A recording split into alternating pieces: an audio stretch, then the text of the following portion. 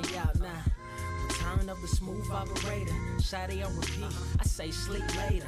This another favor. Consider me your neighbor. Lost a lot of fam in pursuit of the paper. She gon' catch the vapors when we slide by.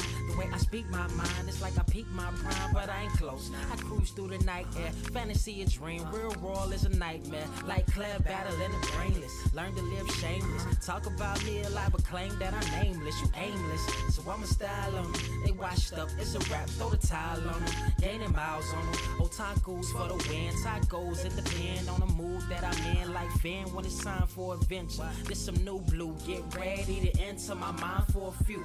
Come and take a ride with the crew. I'ma show you how to recoup days lost when you vibe with the blue. Come vibe with the blue. Yeah. About time to regroup. Fly, got my eyes on the view. Never hear lies, only truth. Realize why they vibe with the blue. Vibe with the blue. Vibe with the blue. Vibe with the blue. Vibe with the blue. Vibe with the blue. Vibe with the blue. Vibe with the blue. Vibe with the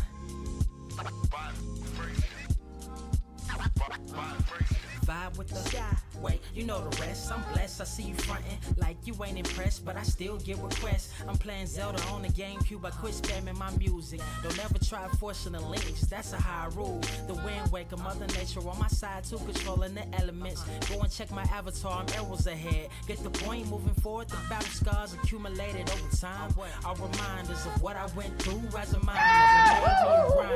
The trees broke down for this loose leaf. If life's a game of death, I'm Bruce Lee. Ooh wee, lose sleep on the regular, trying to get this word out. Then I crashed Nebula. Wish I had a very odd parent, maybe two, but it's cool. Everybody pays dues. Now it's time to make moves. Granny didn't raise me to lose. Think I'm in the mood for a cruise. Wanna ride? Come and vibe with the blue. Come vibe with the blue. Come vibe with the blue. Come vibe with the blue. Come vibe with the. Check this out, y'all. I'm back spazzing like the elderly. Worth of my cousin Beverly. Never swear away from the truth. Just ask Heather. Be weather, be tripping. Starting to look control like our destiny. Always give you the best of me until the death of me. My weaponry is a paintbrush. Hush, don't tell my secret. They get a hold of it. If you leak it, get it. It's cool. Got you covered though, look. But let me get back to that cool-ish, loose-ish. Why they still lying? They don't do this bad at board games. Whole world clueless, selling their soul for Roof Chris. Who's this honored fella? Need a sliced extra mozzarella. Crew born like they don't trust fun. Why you dodge to tell her? You don't know, but my odds are better. Life's a gamble, depending on who holding the cards. You can start living at large or it's bon voyage. Charge it to the game. Me and you ain't the same. I'm thinking bigger pictures. Why you still shrinking the frame? Ever blink in the rain? It helps when your eyes dry. Mob with the bright minds. Think you funny, wise guy?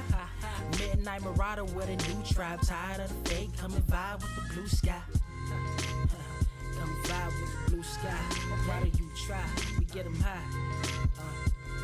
Take them high. What I do? Come vibe with the blue. Yeah. Come vibe with the blue. Pass what up? Vibe with the.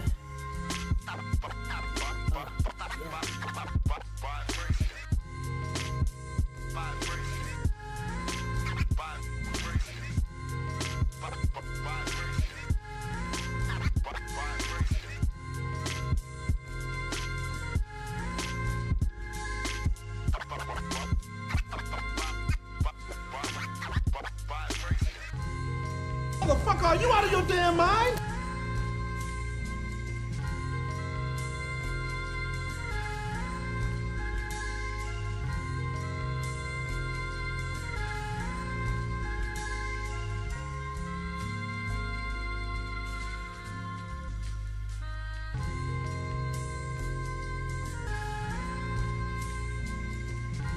I have seen everything that has ever happened, ever will happen, ever could happen, and yet, what the hell is this?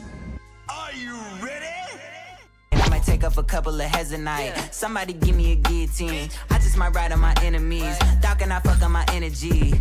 Nowadays they just talk, but they talk about nothing. Nowadays everybody wanna say something. Goddamn, I'm the man and it feel like it. Give a damn about a hater when I feel like it. Not today, not today, not today, not tomorrow. Get out my way, please. I'm trying to get paid. Trying to get paid. What is up, Earth? Mightiest subscribers, it's your boy Artie, Blerd without fear. Got the homie Robo of Left Face TV. Welcome to episode, what is this, 32? Is it 32? 32. Man, 32. Who's that? That's Magic. Dude, that's Magic and Shaq. Right? we are back, and man, I'm gonna go. Man, honestly, I kind of feel like this is like a trigger warning topic for this week's episode. My God. Well, I mean, like let's ease into it. I'm not a jump in the deep end kind of guy anyway. You know what I mean? No. I got like, oh, just jump in. It's I'm like, no. I'm gonna suffer on the steps, and I'm gonna go in slowly. Okay, leave me alone. just dip the toe, man. Dip the toe. You know what I'm saying? Oh shit! Damn. So hold on, I'm gonna do this out the gate. We are gonna play Elite X1s. Yes. Oh, that's my phone. I'm like, what the hell? Why do I? Oh, I was like, I'm like, I looked at my phone. What the... Wait a minute. No, but we're gonna Elite X1 Indie Rec. Yes, that's gonna be later.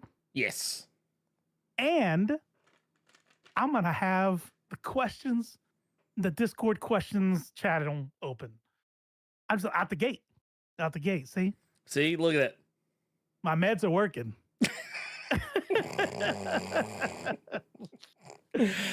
Oh my God. I mean, I'm glad somebody's is. Look, I miss our gaming days, man. Like our nights staying up till 5 a.m. playing Hunt. God. Oh my God. What are you playing? Man, chat, what are y'all playing? I know you're a bunch of nerds like us. So I was about to say, what are y'all playing? Everybody playing Elden Ring, right? Everybody still on Erdtree? Nah, it ain't me. It ain't me. Chris beat him. Chris beat the dude. Yeah, he did. He. It was funny, the conversation, how that all kind of like spawned out. Because it was like, I asked him, I was like, oh, I was like, how did you enjoy it? And considering the conversations that we had, I didn't think that this would come up. But then, like, all of a sudden, I see a Discord notification, so I click back in, and I just see a video. And it was like one of those things where, like, it wasn't the biggest deal, but it still kind of irked me just a teensy-weensy bit, just enough to, like, kind of joke about it. I was just like, damn, I didn't expect to come back and see whole ass spoiler, but I'm happy for you. Wait, but didn't you say like I'm uninstalling that bitch? This is hard for nothing. Well, no, I did.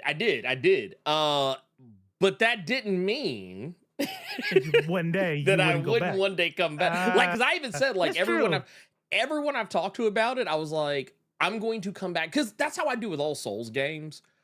You are a reinstalling mofo. Yeah, you are a serial reinstaller for sure.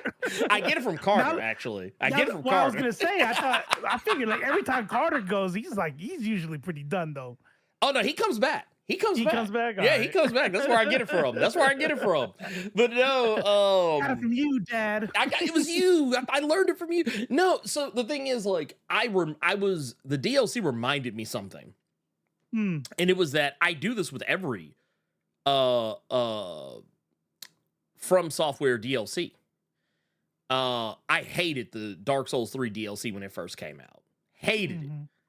Came back and played it later. I was like, okay, I'm in a better place now, and I can deal with whatever this is better.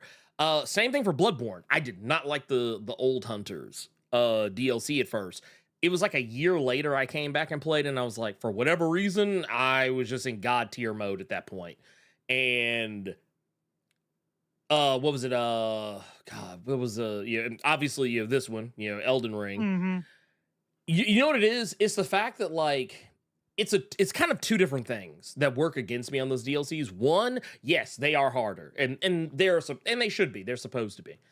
But for two, usually by the time the DLCs come out, I have not been playing the game on that level anymore. So like I'm playing like a majillion other things. So when I come back to the game, I'm just kind of like, it's almost like I'm starting over like brand new. Like I'm having to like I'm actually going back and playing just vanilla Elden Ring just to kind of like get my legs back under me, and then I can go into the DLC and be like, oh hey, look, this was so easy. I don't know what y'all were complaining about, because honestly everyone who I have talked to who has been like having an amazing time with it, they're all people who have been playing Elden Ring leading up, like they went back and like threw themselves back in like 100% into the game. And does like gearing up matter? Like they have to level up, gear up? No, that doesn't matter. Levels don't matter. I mean, there is a level you should be, but like, this is why I was always telling people, like, to me, the levels don't matter, is because like I'm level 200 something, and I was getting my cheeks ripped apart. And that's kind of thing, like there's a new element in the game that you're supposed to use to build up your defense and offense. I heard it's like starting the Twitch stream. Like you have to add that to the to your gear. That too. Which I did. Which I did. Okay.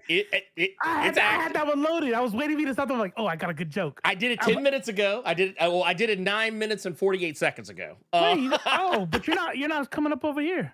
Really? Interesting. I see it. Oh, I know why. Oh, I have too many. You were at the bottom of the online list. Usually you're in the middle. Oh man, see, look how they hoed me. Look, I interrupted your story. No, like you had a whole flow going, and no flow. There's no flow. There's no flow. There's just a thing. These are just things that are happening. No, all that said though, yeah, a lot of the people I've been talking to that have been having a fantastic time with it, they're those people. I'm the guy who's been playing like Yakuza Like a Dragon and the older Yakuza games, and playing Spider Heck and various and sundry other like random ass games, and not playing anything even remotely like Elden Ring or a Soulsborne for that matter. So that's why when I came back to it, I was just kind of like, oh shit, yeah, this is a whole other thing here. But I'll get back to it eventually. Are when you play like a shooter that doesn't have the same mechanics, you go try another one, your motor skills are all done. They're all done. Yeah. Dude, so it was kind of funny because Elden Ring did something similar to me when it first came out. I was playing Horizon Forbidden West, and then when Horizon Forbidden West, when I was done with that game and went into Elden Ring, I had to relearn how to play Soulsborne games in general, because the way that Forbidden West does, or Horizon games, their buttons are like mapped very differently. So there were certain things I was just used to doing second nature in that game that I kept, like, I was trying to do the equivalent in Elden Ring and was hitting the wrong button. So I was dying worse than I probably would have had I not been playing Horizon. Basically, the long and short of it is, whatever game I'm playing, that's the game I'm good at the time. Like, I'm not good. Like, I'm good at Soulsborne games when I'm playing them actively. No, I feel you. It's kind of like, it's the same thing. Like, we were playing Hunt Showdown. Like, if it was one of those things, we were just coming on to Hunt Showdown after like not playing it for months. It's like, oh man, I'm trash. Like now, like go back in for this next one. That's gonna be rough. Don't make my and I was already rough. So look, the only thing I can hope for is that I can catch somebody off guard. That's the best I can hope for. Yeah, like they're over there like healing up. Like, oh, thank God. I'll probably still miss that bitch too. Like, damn. Well, you know, now they got the spear, so I don't know, man. I might be able to huck that motherfucker Yeah, and there get you somebody. go. There you go. I've been. We got in the chat. We got in the chat. We got Destiny 2. God damn. Oh, I didn't damn. even know that game still had players. Charles Wallace on Destiny 2. Smoke One Kenobi Grounded and Last Descendant. Ooh, I like Grounded. Is it Last Descendant? Is that the survival game? Or Grounded? no? Yeah, it's the one where you're like shrunk. It's like Honey, I Okay. Shrunk the Kids, the video game. It's basically what it is. Okay. Ghost of Tsushima. No, Ooh. that's my shit. That's my Man. jam. I want to go back All and that play type that. of shit. That's what they needed. Do they have a DLC? They don't have a DLC, right? No, they didn't. I mean, they had the multiplayer, but I didn't play the multiplayer very much. I didn't like the multiplayer. It Brian was said finish Erdtree. Brian said no big deal. No big deal. He's like, yeah. Elite's honestly been fiending for some co-op gameplay, Robo, but these games, we want your whole days and your firstborn. Look, all you gotta do is just stop working and play video games all day. Easy. So T-Streets over on the Twitch side, they brought up one of my favorite game series. I mentioned Yakuza earlier. There's a spin-off series called Judgment, and there's a sequel called Lost Judgment. And those games play the way old Yakuza games used to play, like before they switched up the format to turn-based combat. I love those games. They're so much fun. Lost Judgment is not as fun, not because it's not good, because the subject matter of Lost Judgment is really dark. Like it's like it's the dark second game. It's like, hey, this first game, yeah, we were dealing with some serious shit, but man, oh no. Oh, we really like it. We going Empire. Like right. Right. Okay. Downers. Yeah. Oh, by the way, did you know we have the Susan Turpin in here? Not just Susan Turpin, but the Susan Turpin. Yep. I didn't know if you knew. I didn't know if you knew. It's wild because I depend on Susan Turpin to spend channel points to tell me to hydrate. Hey, like I will go weeks without drinking anything if I don't stream for weeks. So I'm glad you said something too, because your boy done messed up and has not been drinking water all day today, and I can feel it. That's what's wild. Do you ever like not drink water enough and you don't know it? Like, have you ever been so thirsty and not know it? Oh yeah. That's wild to me. I'm like, man, I got a headache. It doesn't make sense. Water, and then you're drinking water. You're like, oh my god! And I'm like, oh man, I was dehydrated. That's weird. Like I just turned like a cup this. I just turned, and all of a sudden it's empty, and I'm just like, I didn't I guess I was thirsty. It's like, god damn, like why is this? Like, you know what it is? It's like god damn, this is the best water I've ever had in my life. Mm-hmm. Oh my god, I want to have another cup. Ooh, let me pour another cup. And then I'm in the bathroom for like the next 30, 40, 50 hours. But no, I will say I highly recommend, if you are the least, even if you're not a fan of like the Yakuza series or Like a Dragon or whatever, I do actually recommend Judgment, because it's just a really cool, it's very different. It's the same universe, same area, but from a very different perspective. Really good shit. What's the style? Like, what's that? Like, what would you say it's like? So, man, it's gonna sound so lame when I put it this way. Did you ever remember the old Dreamcast game Shenmue? Like, it was kind of like an action RPG where it has a story, has a full-on whole ass story, but like it's not an RPG in the sense that you're like, turn-based combating, but like it was one of those games where you had to go to different places. There were certain things you could do in certain areas, and you had to just go through fights every now and again to progress the story. That's kind of what Yakuza took that formula and evolved it like fucking Pokemon. It was like, oh hey, this Shenmue, this is just stage 1, but we're gonna take that shit. We're going right past 2 and going to the 4th form. We're going to the form you can only get when you trade the Pokemon with somebody else. Like, you can't just get this shit normally. That's what Yakuza did to that formula.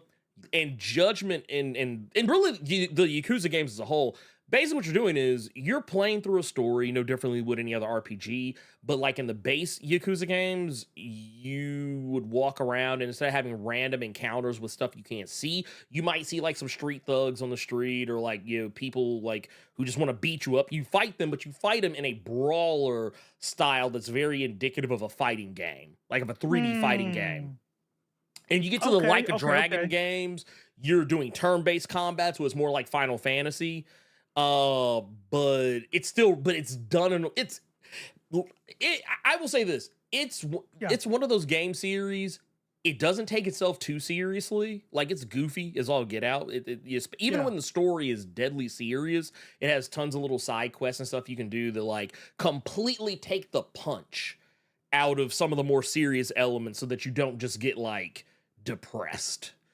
But yeah, also one of the craziest things ever too is just the fact that you spend most of that series playing as a criminal, but in the Judgment series you're actually playing as someone who is working technically within the bounds of the law, but technically not at the same time. You're a lawyer or a former lawyer. But that said, great games all the way around. I think, man, I would say if there's any one thing I'm kind of mad about is that I feel like did you get anything out of the Steam sale? Did you get anything? Did you pick up? Okay. I didn't either. I'm stuck on Fallout. I played Fallout 3 all the way through. I played Fallout New Vegas, finished that. And now I'm on Fallout 4. And I'm gonna be on it. I guess I'm gonna play afterwards. I'd be seeing you on Fallout because ever so often I'll see like the little Steam, you have like little Steam notifications. And it pops says, "Oh, Robo's playing Fallout 4." I'm like, damn. Or like I'll look on Discord and be like, "Robo's playing Fallout 4," and I'm like, damn. I was like, he is on that motherfucker tough. Like, saying, dude, like I need it. It's my blankie. You know what I mean? Like, I'm stressed out, had a long day. Fallout 4 will be there for me to hold me in her bosom. Yeah. Okay, so it's funny because like the way you tackled Fallout, like the entire game franchise, that's the way I tackled the Mad Max game after I saw Furiosa. I did skip 1 and 2, by the way. Oh, well. Yeah, you knew I was going to. First off, those games don't exist. Yeah, shit was horrible. Look. It's okay to admit. It is perfectly okay to admit when some shit's whack, and just because something's good now, don't mean it was good before. There's a reason no one talks about Troll 1. They only talk about Troll 2. Not that Troll 2 is any better. But it's watchable. But it's just better than 1. Yeah, it's just better than 1, which ain't saying much, but it's better than 1. Like, I tell you what, I'll give you a video game version. Nobody talks about Streets of Rage 1. No one talks about Streets of Rage 1. It's either Streets of Rage 2 or Streets of Rage 3, and really, more often than not, Streets of Rage 2. I mean, well, Streets of Rage 4 now, but Streets of Rage 2 was the gold standard. Street Fighter. Nobody talks about Street Fighter 1. Oh, just about to say that. Street Fighter 3. Yeah. Street Fighter, you got Street Fighter 2, 3, 4. Every Street Fighter, you'll hear motherfuckers say every 1 of them. Yeah. No one talks about Street Fighter 1. I mean, that's not a little bit heartbreaking, though, because we're old enough to where Street Fighter isn't like, your uncle's game. You know what I mean? Like, like for me, I played things like, was I alive for Pitfall on the Atari? Yes, I was alive for it, but I don't consider that for me. You know what I mean? I'm 4 or 5 years old on my uncle's Atari playing that shit. Oh, you know? My God. But Street Fighter, I played it. I put the cartridge in. You know what I mean? I was at the arcade, and to know that game didn't really take off until Street Fighter 3, really? I feel like it's a little bit disrespectful. Because I'm the Wu-Tang. I mean, hey, I will say, Street Fighter 1. Okay, first of all, the only good thing about Street Fighter 1, I'm gonna tell you, here's the best thing about Street Fighter 1. Because I'm with Wu-Tang. Because of Wu-Tang. That needs to be that you know, I need to write that down as like a merch idea because I'm the Wu-Tang. But no, it's the only good thing about the first Street Fighter was that when you would lose, the end screen would be like, you have a lot to learn before you can defeat me. Like it was just a way to get you to. It was one of the first games I ever saw that talked shit to you to get you to put a quarter back in. That's it. To take your damn money. They're like oh you talking shit? Okay, here get mom. Can I get a quarter? Yeah, that's how you know I was like. When I say I'm a gamer, I've met some people who were like, especially people like you and Chris, who got deep lore, Elite X1, just deep lore and knowledge about developers and who's making this game and that. I didn't really give a fuck about any of that. But you know how like when you leave the house and you're making your own money, you get to do all the dumb shit that your parents didn't let you do? Like, nah, when I go to McDonald's, I'm going to get 5 hamburgers.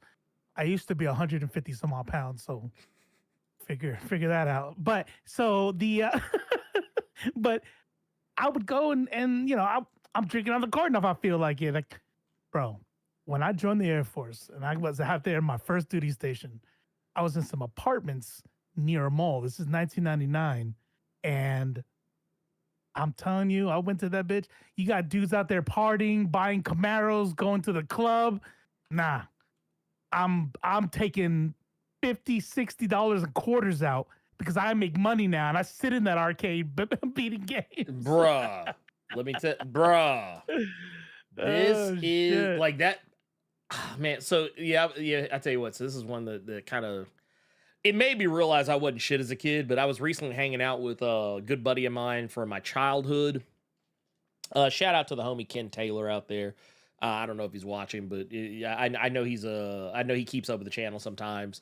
But I remember when we were in elementary school, we used to walk up to the University of Memphis back when it was still called Memphis State. And they used to have this arcade on campus called the Side Pocket.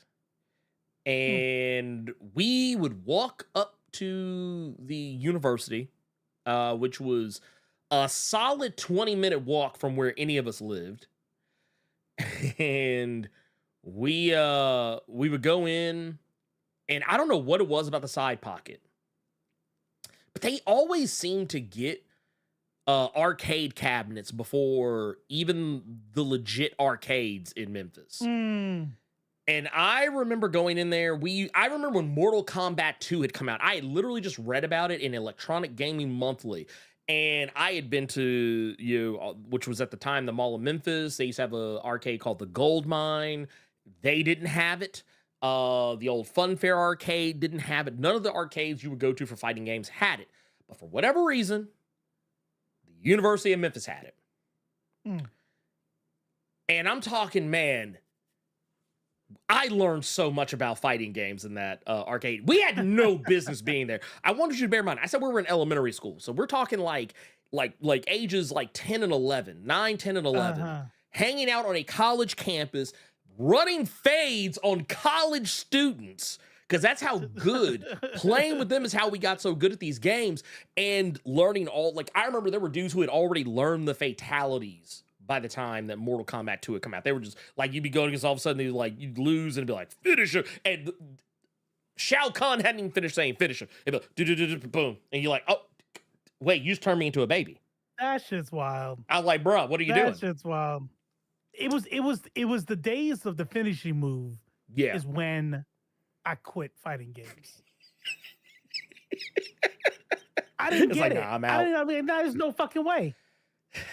Back, up, half circle, AB, back, up, half circle. That's how you do it? I'm supposed to fucking do that in like 5 seconds? Fuck you, man. Oh, no. It wasn't even just that, though. It was where you were standing. Like, you had to be like, okay, well, you have to be like a half character. You have to be half step distance. No, you have to be two characters. Yep. Oh, no, you got to be right up on them. Or you got to be like across the street and around the corner, but not too far down the street.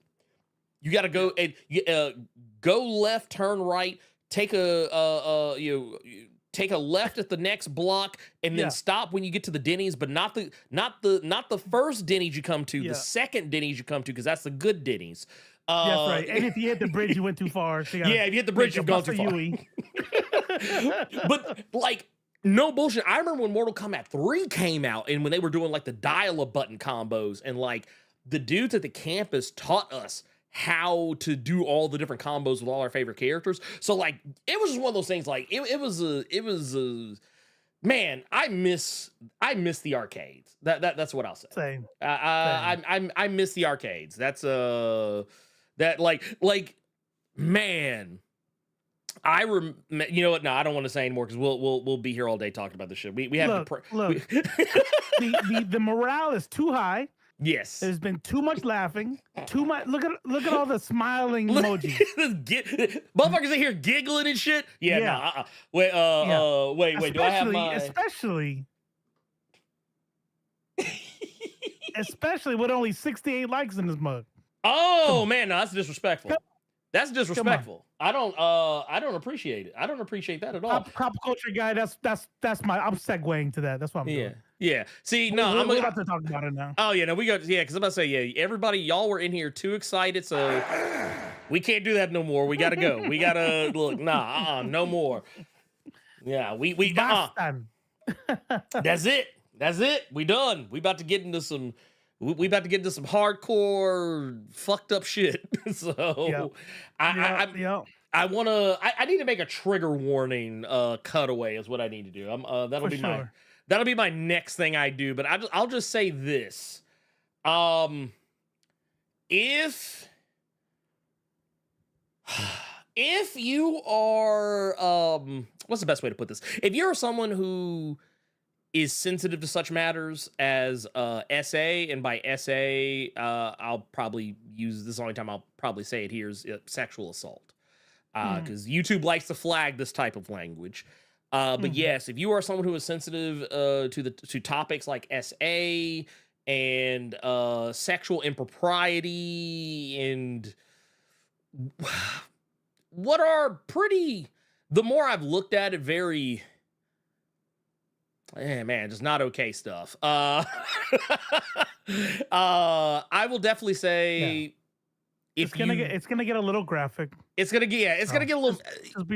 Just be ready. Yeah, and if you stay ready, you never have to get ready. You know what I'm talking about?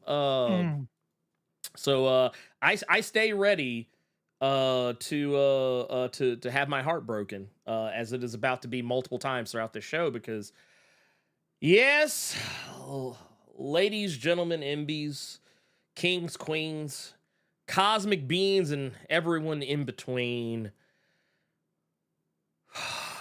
it brings me great displeasure. Great displeasure, mind you, to have to talk about someone the likes of Neil Gaiman. Man, oh my God. Basically there's a lot of heartbreaking shit. Yeah. This was a rough one. This was a rough one. Well, and you know what? I want to make it clear. I want to make something clear, because I saw people trying to move the goalpost when this news first broke. Yeah, because when we were talking about Dr. Disrespect, everybody's like, "Oh, see, yeah, but when it's your own, y'all don't say nothing." And it's like, well, no. We say something. Oh no, no. Was it? Oh wait, what? What'd they say? Wait, what happened? I thought it was when it was that Magnus dude. Oh, but we let white people slide and shit like that. Oh no, that's different. Oh, you're talking about something else. What was it? No, I'm talking about how like there were people who are trying to say like, going after Dr. Disrespect, but like not going after the people who actually did something. Well, here's the thing. For one, correct me if I'm wrong, but I don't think these allegations aren't exactly in the same place as those. It's definitely some wild shit, but it's not exactly to the same tune. But the thing is, Well, I will say, say that it's bad, oh yeah, but they weren't minors. I would say that's yeah. because what happened with disrespect. I'll be honest with you. I'm gonna have to disagree. What this story with Neil Gaiman is, I would say, exponentially worse than what happened with Well, yeah. It's worse, but not like I was just saying, just for clarification, it's not the exact same thing. Oh no, it's definitely not the same. It's bad. But we all know, hold on. Let's not give Dr. Disrespect too much respect. We all know damn well the only reason why it's not as bad is because he got caught ahead of time. Twitch caught his ass, banned him. You know what I mean? Yeah. So he would have met up because the text messages said he wanted to meet up, and he would have gone through with it. But that's neither here nor there. That's not what we're talking about. No. What you're talking about is something that I see a lot. This is how the right goes. Mm-hmm. The right, well, I'm going to be fair. What people do is they do a thing called projection. Yes. And what they do is they go, this is how I think, right? Mm-hmm. If I were to do X, Y, and Z, if I try to imagine myself in that position, here is why I would be doing X, Y, and Z. Therefore, when I see anybody else doing X, Y, and Z, I'm going to assume that's why they're doing the thing too. Now, sometimes it's reasonable to do that kind of shit, like, oh, you're being sneaky because you just stole something, and or something, whatever, right? Like, this is how we make inferences with trying to find patterns, all that bullshit. Okay, now, what the right does is when they imagine in their mind that we are hiding our pedophiles, our PDFs, when we are hiding them, when we are keeping it like shoved away, the reason why that they imagine that scenario, the reason why they think that we're just on the left is just a whole bunch of these type of degenerates. Oh yeah. Is because that is what they do. It's every accusation. That is what they do. So they're like, nah, I know the truth because we do it too. But they don't say that second part. You know what I'm saying? Everybody here has a grandmother. No, not everybody, but I know a lot of us here has a grandparents, uncles, cousins. Somebody the family keeps pushed aside when they should be just tossing them to the cops. You know what I'm saying? How many people in chat have a family dark secret? Don't say anything in chat. I'm just saying it's like we all have this shit, and that's the way that shit works. So when they talk about that shit, this is what they're talking about. And by the way, it's also always some low-key homophobic, transphobic shit, because in their mind, they think that homophobia and transphobia are all like 2 steps away from PDF and all that shit, right? Which is just it's always sexual. Yeah. Like but this is a good example of how no. Now, there are people who are caping for him. Yeah. But I'm going to be honest with you. I understand it. And in the same way that I understand people who cape for Jonathan Majors. There are people who get an emotional attachment to the artists they love, and they want to believe very badly that no, I cannot. I will not believe this. This person could not possibly be terrible because they have enriched my life with entertainment. That's right. And it's how we work, right? It's a kind of how cognitive dissonance works. It's like when you are brought up in a way that this is how my reality is defined, your brain works literally. It's wired to work to try and keep that belief system. That's what cognitive dissonance does. Yeah. And so And so it takes work. You have to be overt about it. You have to be, with a purpose. It's like, I'm Right. trying to get out of this. Anyways, this right here, I'm just gonna go off. You want me to go ahead and get into it? I was gonna say, we got here real quick. Let's hit this super chat and then we'll dive Okay, in. yeah. We got Pop Culture Guy 3000 says, is any other news sources at all corroborate the story yet? I don't want to get tricked again like with the George Takei story. Well, okay. Yeah, Neil Gaiman. Yeah, Neil Gaiman is actually. Yeah. I was gonna say the call is coming from inside the house. It was it was him all along. No. Yeah. He has corroborated. Well, I think he denied the negative parts of it, but he has admitted to the fact that the person isn't lying about the nature of correct their relationship. Correct. So really, when you look at this, and we'll get into it because I know there's I saw a couple chats, people who are not aware of what we're talking about. Yes. There are people who are not aware, and so we will start from the top again. Trigger warning. Yes. We will be describing SA, and there'll be some graphic stuff in here. So if you have kids that usually watch the show because it's a comic book channel, just be aware of that. Yes. At best, right? Because we're just I'm not gonna bury the lead. At best, he's a piece of shit. Meaning, if it happened how he says it happened, he's a piece of shit. If it happened how they said it happened, he's a piece of shit. Like, this is what I mean that when I say that, when I was going through it, I'm telling y'all, I sat and I listened and I took notes to all 4 episodes of this podcast. I went and read the Rolling Stone interview. I figured out, I got his side. What is he quoted as saying? And let me tell you all, it is not good. Okay? No. And also, before I start, I want you to know something, right? And so I don't want anybody to get defensive.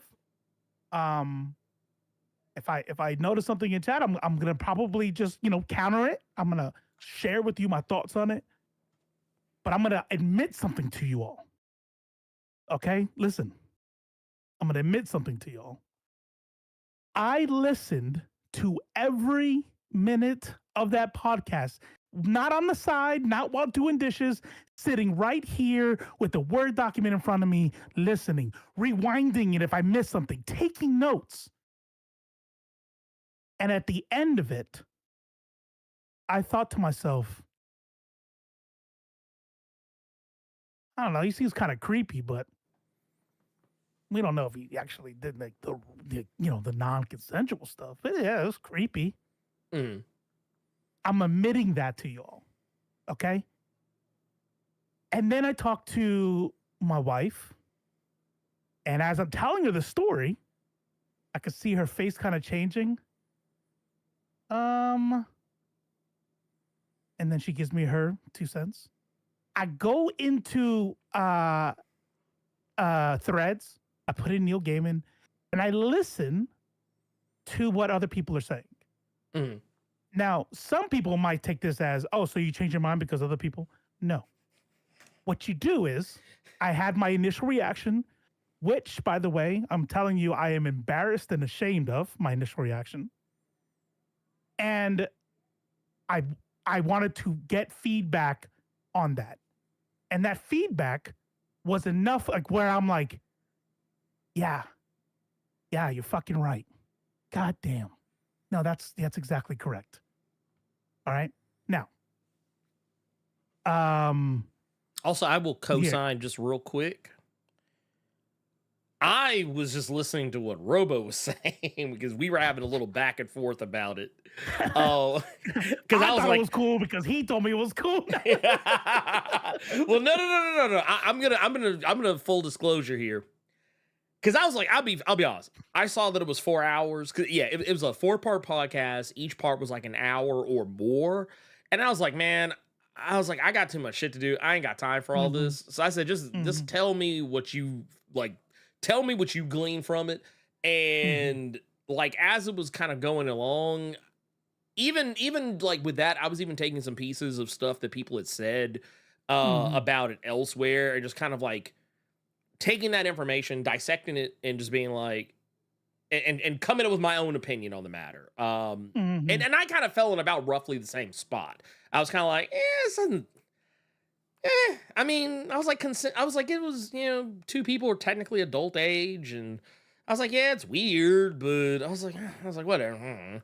But the more that you talked to me about it, and the more that I looked into it myself, the details, especially as more details became available, I was like, you know what?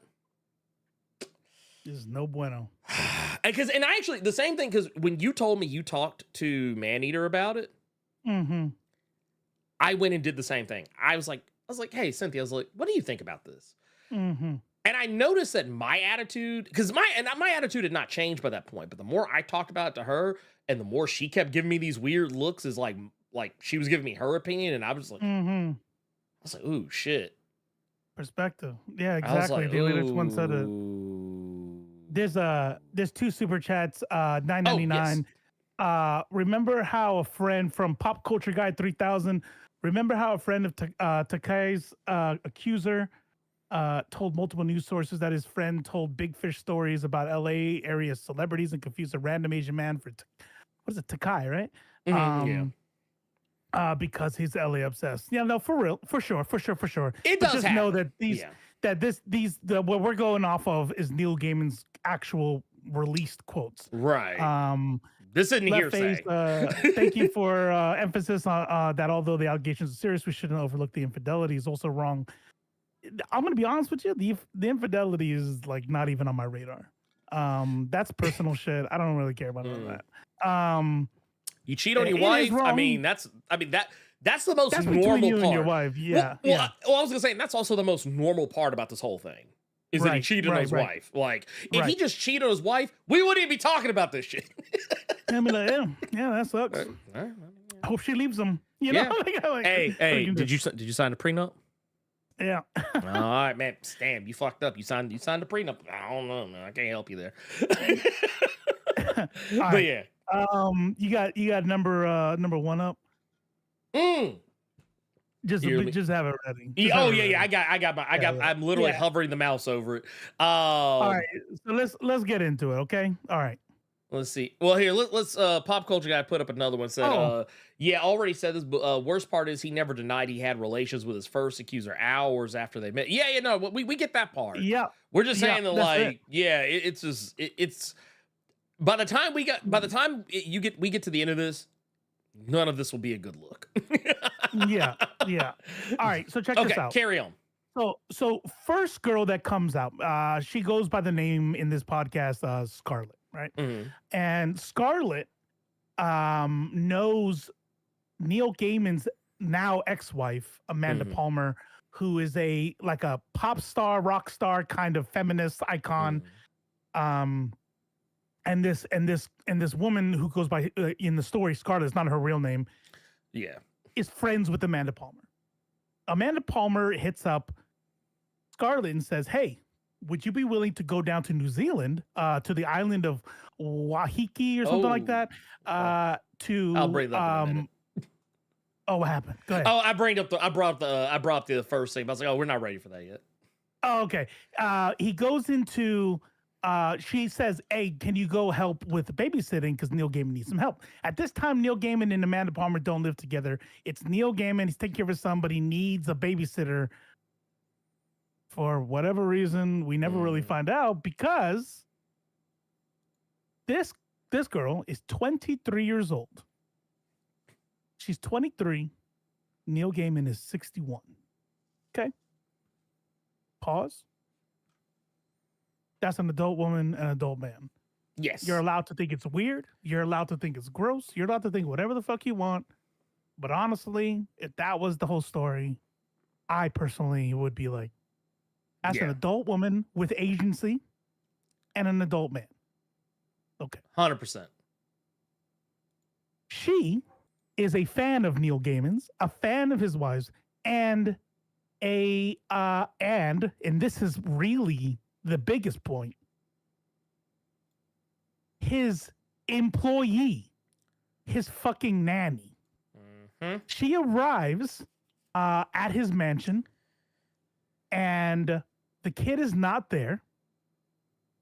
Conveniently, the kid is at a play date and stays at a play date, by the way, throughout this entire story into the night. After she gets there, she is invited. Now, this is where I'm going to give two sides of the story. She is invited by Neil Gaiman. According to her, he says, "Would you like me to draw you a bath?" She says, "Sure." And he shows her to an outdoor bathing area underneath some beautiful tree or something. Like rich people shit, okay? And she's like, "Oh, okay." His version is, I invited her to take a bath with me. Pause. I'm a 61-year-old, extremely famous writer, millionaire. I have a 23-year-old nanny working for me. And within hours, I ask her if she wants to come take a bath with me. That is, listen, I know that is predatory behavior. Yeah. That is a huge power dynamic imbalance. And that is a really fucking shitty fucking move to do. Yes. Now, according to her, what I'm not going to keep going back and forth. Everything that I'm going to describe afterwards, Neil Gaiman does not dispute. Okay? Listen to me again, what I tell you. Everything that I'm going to describe to you from here out, Neil Gaiman does not dispute. No. Neil Gaiman says, "Yup, did it." It's just that Neil Gaiman says it was consensual. So let's go back to what I said, just in case anybody gets lost. A 23-year-old girl that you just met a couple hours ago is your nanny and a fan of you and your wife. Power imbalance. All right? Now, she gets into the bath alone because he, according to her, says, here's some towels, let me know when you're done, da-da-da-da. She gets into the bath and he comes out butt-ass naked, gets in the bath with her. Go ahead, put that image up. Oh, yeah. Oh, man. Yeah. It's about to get rough. Here we go. Bam. Here are some of the things that happened during the bath. This first one here is not even the first time, because this doesn't happen in the bath. This is things that happened during the 3 weeks of all this event. In the bath, he uses his digits to enter her and through the rear end. She says that she was confused, that she was scared, she didn't know what to do. And these are other things that had happened, and y'all can read. Did that without consent. She described the pain so intense that she ends up passing out. Gaiman repeatedly subjected her to degrading. So they were into BDSM, right? Spanking, hitting, choking, this sort of thing. Again, Neil Gaiman doesn't deny any of it. He just says it was consensual. So here's the part for me that, as a man, here, take that down. So yeah. It is. As well as, like, just put it up. Y'all can read. Take that shit down. all right, it's because I'm not gonna lie. As I was reading, I was just like, Ugh. oh damn. Now, I'm a dude. I've never been sexually assaulted. There are just certain things that no matter how woke I think I am, no matter how much of an ally I think I am, there's certain perspectives I'm just not gonna be able to have. Yeah. And failure number one for me was the next part of the story I'm gonna tell y'all, and I'm prepping it because I don't want anybody to fall into the trap and then have to pull themselves out of the trap. Okay. So I'm going to prep it first by saying what I'm about to tell you next does not undo the predatory nature of this whole event. Okay. I understand that maybe you all know some of the people in real life who are in relationships with their abuser. People, I mean, how many times have we heard stories about, grandpas and uncles marrying freaking 13 and 14-year-olds and they're still with them? Like, they were still predatory. I don't give a fuck about different time. You know what I mean? Some people are in relationships with their abusers. It is a psychological issue. These people need long therapy after these types of events. People getting their ass whipped, R-worded, graped and beat and still fighting cops saying, leave my man alone. It is a mental problem, right? That when these events happen, you're not going to be able to tell me anything afterwards as far as like, no, look at this text. She says she loves him. Oh, look at them. This is the picture of them at the park laughing and playing together. That is irrelevant to the abuse that happens because this is a survival mechanism we have. Also, after this event, go ahead. Oh, no, I was just saying just real quick because T-Streets brought this up and I thought this is a very good point. And I saw someone else bring up another point from earlier about her financial situation. Exactly happened. Yeah. It was like, just the fact that they delayed payment and she was stuck there. Yes. There was no exit. There was no possible exit. It was one of those things that like, you're just gonna deal with. Here it is. I found it. What was it? Chris Chu Tibet said she was estranged from her parents and dependent on them financially. Yeah. I think she is from New Zealand, so not a different country, but she was flown out to this island of New Zealand where she was stuck on this island and they paid for her to come out there. And they didn't pay her. There was a delay in paying her, so she was just stuck in this place. Now, here's what I'll tell you straight up. This is the part where my fucking brain tripped and fell over itself and I fucked up. There's a lot of texts that she admits through these WhatsApp texts talking about how fucking how crazy it is and how wild it is and I can't wait to see you and all this stuff. So I'm thinking to myself, who eats grapes and sends messages like that?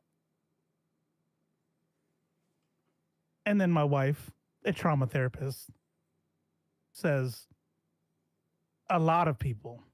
Damn. And I'm like, oh, bet. Yeah, okay, not bad. What? It's a delusion. It's a fucking delusion. It is. You know what I mean?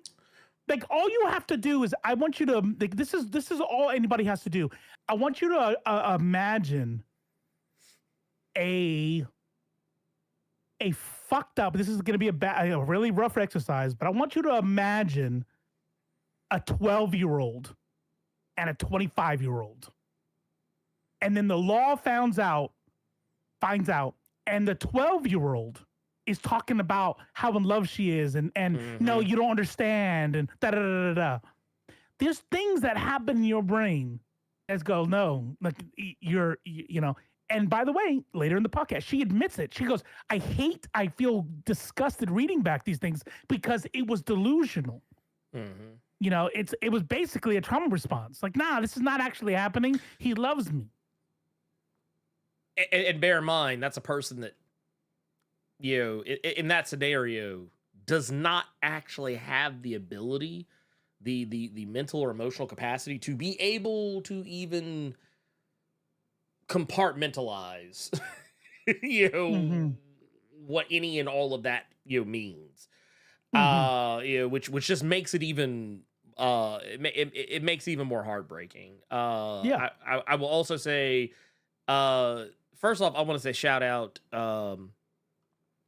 to Tully Television over here, who is kind of sharing thank their you for pain. sharing that. For feeling comfortable in this space enough to share this vulnerableness. This is I was abused from 7 to 12 by an uncle. It's weird loving your abuser. I still have nightmares triggered by smells, music. A passenger rides with me consistently in my mind. That is, and I kind of I want a lot of y'all to take those words and really let them sink in, because that's the level of stuff we're kind of getting at here. Why and also I think a lot of times why we always hear people say, oh, well, why didn't so and so say something about it sooner? Why didn't so and so bring it up like XYZ amount of time ago? And it's because this type of stuff puts you in a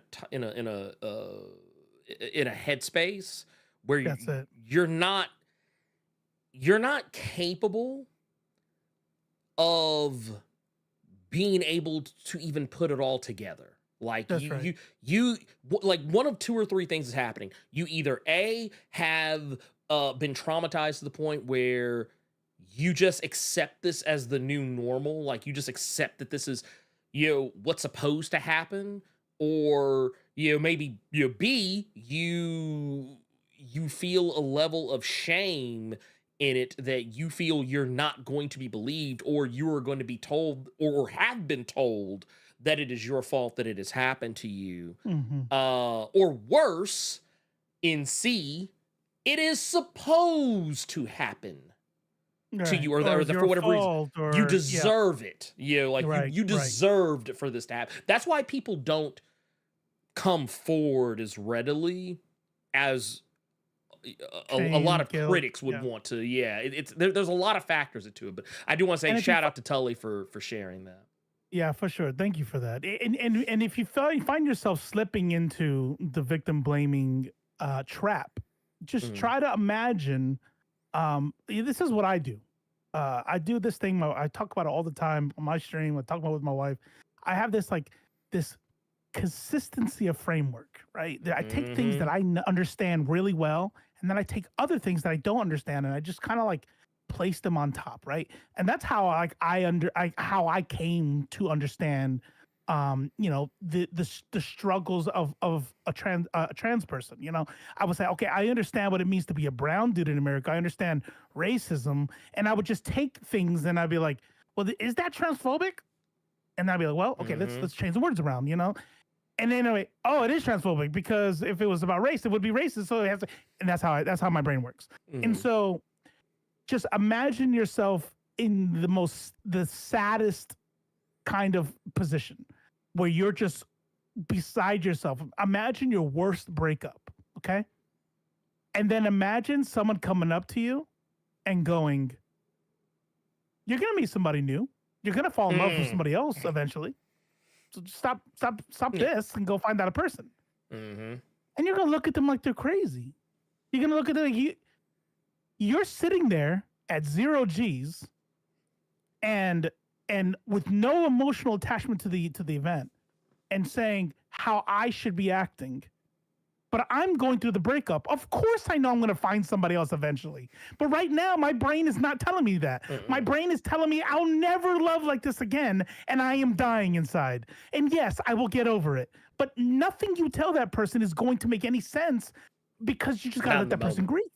Yeah, not at the moment. Not at the moment. So imagine that for any other kind of trauma. Any other kind of trauma. So what you would do in a situation like this is irrelevant, because you're not in that situation. You're not in that abusive situation. And this right here is CE says you guys are missing D, survival. That is also another major component of it. Is 100%. The potential for either the potential for any type of retaliation. Because I'm gonna guarantee you, not to make it political, but the reason why the the Trump aspects of the Epstein files, and accusations kind of magically disappeared in court was probably a lot to do with survival. I noticed that there was like the charges were Talking about the dropped. old girl? Yeah, Yes. but I guarantee you a major component of that was survival because they were attacked. Like they're Right. They get threatened and all this shit. Yep. yeah, that's the reason why a lot of people shut down. And I also say too, this is from Screwface Capone says, if something can be destroyed by the truth, then it probably should be. Matter of fact, I'll remove the probably part. Yeah, kill your heroes. Yeah, I'm telling you, kill your heroes because like nobody should be above that. Nobody should be above like when we were talking about the Nickelodeon shit, you know what I mean? Where I forget the dude's name, but the guy who was raping the boy on whatever is the something Josh Drake Bell. Josh? Yeah, Drake Bell. Yeah, Drake Bell. So Drake Bell, what did they say? What did the people who came to him say?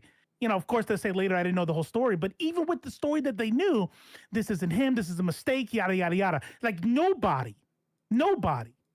Like you need to that needs to be a part of your framework now. Let me tell you something. If I found out my dad was messing with kids, you're dying alone, motherfucker. You're dying alone. Of course, it's gonna be grief for me. I'm gonna cry. It will be as if my dad died, and I will go through that grief because he might as well have, because he will be dead to me. You know. So I mean, you have to be able to disconnect that. Brian Peck. That's what it was. Thank you. Also, can I just point out right. something? Why is it always someone named Brian? Like, I say this because I've been watching a lot of, I don't think it's any secret to anybody's watched my videos lately, but I've been watching a lot of Swoop, and a lot of her docs have centered around people doing messed up stuff. And a lot of the times their name is Brian. I notice. It's like, oh, Brian this, Brian that. I'm like, dude, what is up? Okay, so I'm just going to say right now, man, look, if your name is Brian, change it, because you go get in trouble. Brian, I'm sorry. Yeah, I'm sorry, but hey, this change is a safe space. You can hit me up. Yeah. Yeah. But I'm just saying, why is it always Brian? I get scared now. I'm scared. All right. So to wrap this up, that's 3 weeks. She goes to his wife. By the way, chill. Oh shit, bro. He's like, chill. I'm not saying it's you. I'm just saying. I'm just saying. Hey, you're safe here. You're safe. You good. You good. All right. No, listen though. She goes to his wife, Amanda Palmer, and do you know what Amanda Palmer says? Amanda Palmer says, "God damn it, this has happened with 14 other people, other girls." 14. Now, okay, this is one girl, one story. She did go to the police. Like all the things. And I still was an idiot and needed Maneater to fucking bring me back on center. Still was an idiot. I'm sorry. I'm still upset at myself for that. But she did all the things that, why didn't you go to the police then? You know, why did you know what I mean? It's like, she did. She went to his wife. She went to the police. And the police said, why? Because they talked to Neil Gaiman? Nope. They didn't even request Neil Gaiman to come and make a statement. They dropped the case. You know what it was? You know what it reminds me of? It reminds me of... Hold on real quick before I forget. Oh, yeah. Shoot. Happened after their marriage. This happened 2 years after the marriage was closed. According to Amanda Palmer, the open marriage situation had ended already by this time. There was a open marriage period of the marriage where they had an open marriage, but this last one was not part of it. Again, the infidelity part is like the least part of. I don't really care, but just understand that if that's important for you, this was outside the. But go ahead. Sorry. Oh no! All I was gonna say is Tully, exactly. Oh, yes. And see, this right here. And that's scary to me, too. Mm-hmm. Man, like, yeah, because if it's 14, And once again, I want to put, because someone said this earlier. I remember who it was because I can't go back that far. But someone else said something very similar to the tune of the fact that, you know, the way that this was done, the laser precision with which Neil was able to groom this woman up, like just like off rip. This is something that he has done, is practiced. It's not something he just slipped up into being good at. It's something that means he has done for a long time. And I want to make sure I point out, because we always forget sometimes that, you know, history through entertainment has told us many times that people are willing to overlook the improprieties of others so long as they provide something useful. Like, I remember one of the running jokes was write that down. Yeah, right. Hey, just saying. for your memoirs, right there. That's a good quote. Yeah, I'll have to wait. When did I say it? What's the timestamp? What did I say? At 1:10. 1:10 is when I said it. I'll have to go back to that. But I remember that when Michael Jackson was going through the allegations, and it was one of those things that, you know, comedians would bring up a lot. I bet you there's people in the chat right now that'll pipe up. Oh yeah, no, 100%. Generational love for Michael Jackson, bruh. And here's the messed up part about it. I remember one of the key things people built. Man, Michael couldn't have done that. Nah, he made Thriller. Not. He made Thriller, and I guarantee the police were doing the same thing. They're like, Neil, nah, Michael, dude, he wrote Sandman. Yeah. Oh yeah. No, yeah, 100%. Yeah. Nah, man, he wrote Sandman. But here's the thing: they don't even need to do that, because this is what happens to survivors day in and day out, especially women, right? Oh, but male survivors, whatever gender, as a survivor, and I'm gonna tell you, this is gonna sound bad. I don't mean it. I'm not trying to be dismissive. I don't know the fix. I've said this before. I don't know the fix, because the typical justice system. Ooh. Well, I'm sorry. Hold on. Time out. I don't know the fix legally regarding law. That's what I mean. I know we need to change as a culture. We need to raise our sons better. We just need to change all of this. We need to decide. That's what the Me Too movement has become a joke. Yeah. But oh no, it most certainly has. But it was the purpose was good. It was like, no, we're gonna make a culture where this is not allowed anymore. You slap my ass and call me toots, you're gonna be fired. You know what I mean? This is not 1968 fucking Mad Men anymore. I want to point out, because Chris was brought up with the hitting us up on the Streamlabs side of things. By the way, thank you for that. It says Chris had donated 10 saying, past 1 a.m. where I am, but I just want to say, I'm not sure he assaulted the woman in 2022, but he and Amanda did abuse their power. Open marriages and S&M are BS. Neil should donate all his royalties to Rain, and I will be writing to his agents arguing as much. I mean, that's good, but here's the thing. I just want to just point out that when you abuse your power, that is a aspect of abuse. Of SA. That is a part of abuse, right? It's kind of like when we talk about emotional abuse, where you're like, I didn't hit you. You're not an abuse, a battered wife. I didn't hit you. I've never even touched you. No. What was the Andrew Tate? Mentally. What was the Andrew Tate? I only choked you a little bit. Oh, right. I only choked you a little bit. Right. In my Bugatti. Grooming, abuse of power, exploiting power imbalances. That's a part of SA. Okay. Not everything has to be violent, pull you into because let me tell you all something. No, that's a part of my closing. Hold on. We're going to continue the story. I have thoughts. And I'm going to share them at the end of this. So you think one girl in New Zealand, one woman in New Zealand tells a story. The cops don't listen. Okay, par for course. I mean, one girl, though. 14? Okay, the 14, but the wife said that. What 14 what? Okay. So what the podcast did, that I really, really, I was like impressed with. And if it's not already, but I'll make sure that there'll be links to the podcast in the description of the video. And Yes, I forgot to and do there that was part. there's also a Substack that I used. I swear I watched all of it and took notes. But I also went to a Substack of that this woman, I forget her name right now, but she did an awesome job summarizing everything on there. So train of thought. Okay, so this happened. So the thing that the podcast did really well was, okay, in order to really kind of nail this down, you kind of need a pattern of behavior, right? Like if I sit there and I go, I did X, Y, and Z, and somebody's accusing me of doing X, Y, and Z, and you talk to everybody in my life going back to teenage years, and everybody says that's not what he does.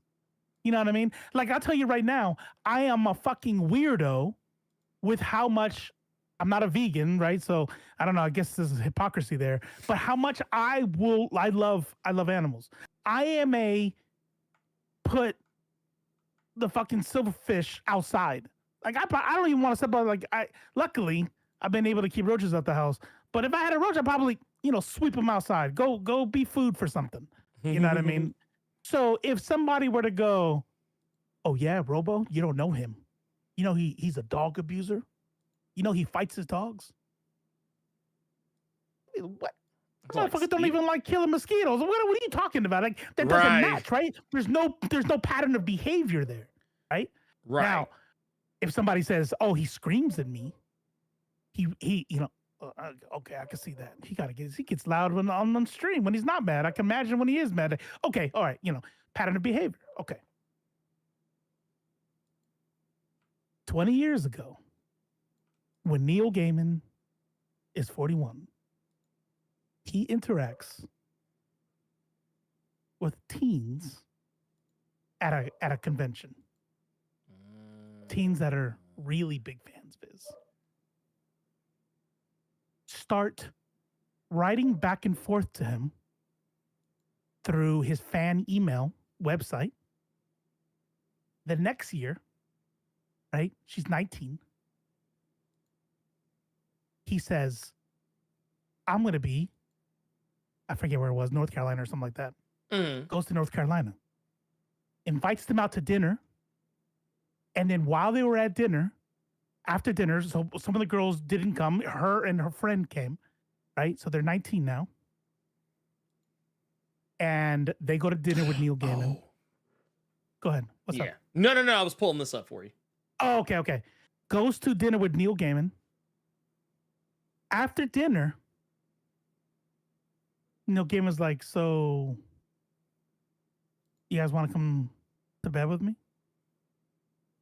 Straight up says, do you want to come to bed with me? And they go, no, I'm good. And they leave. They stay in touch. Neil Gaiman continues to reach out to her.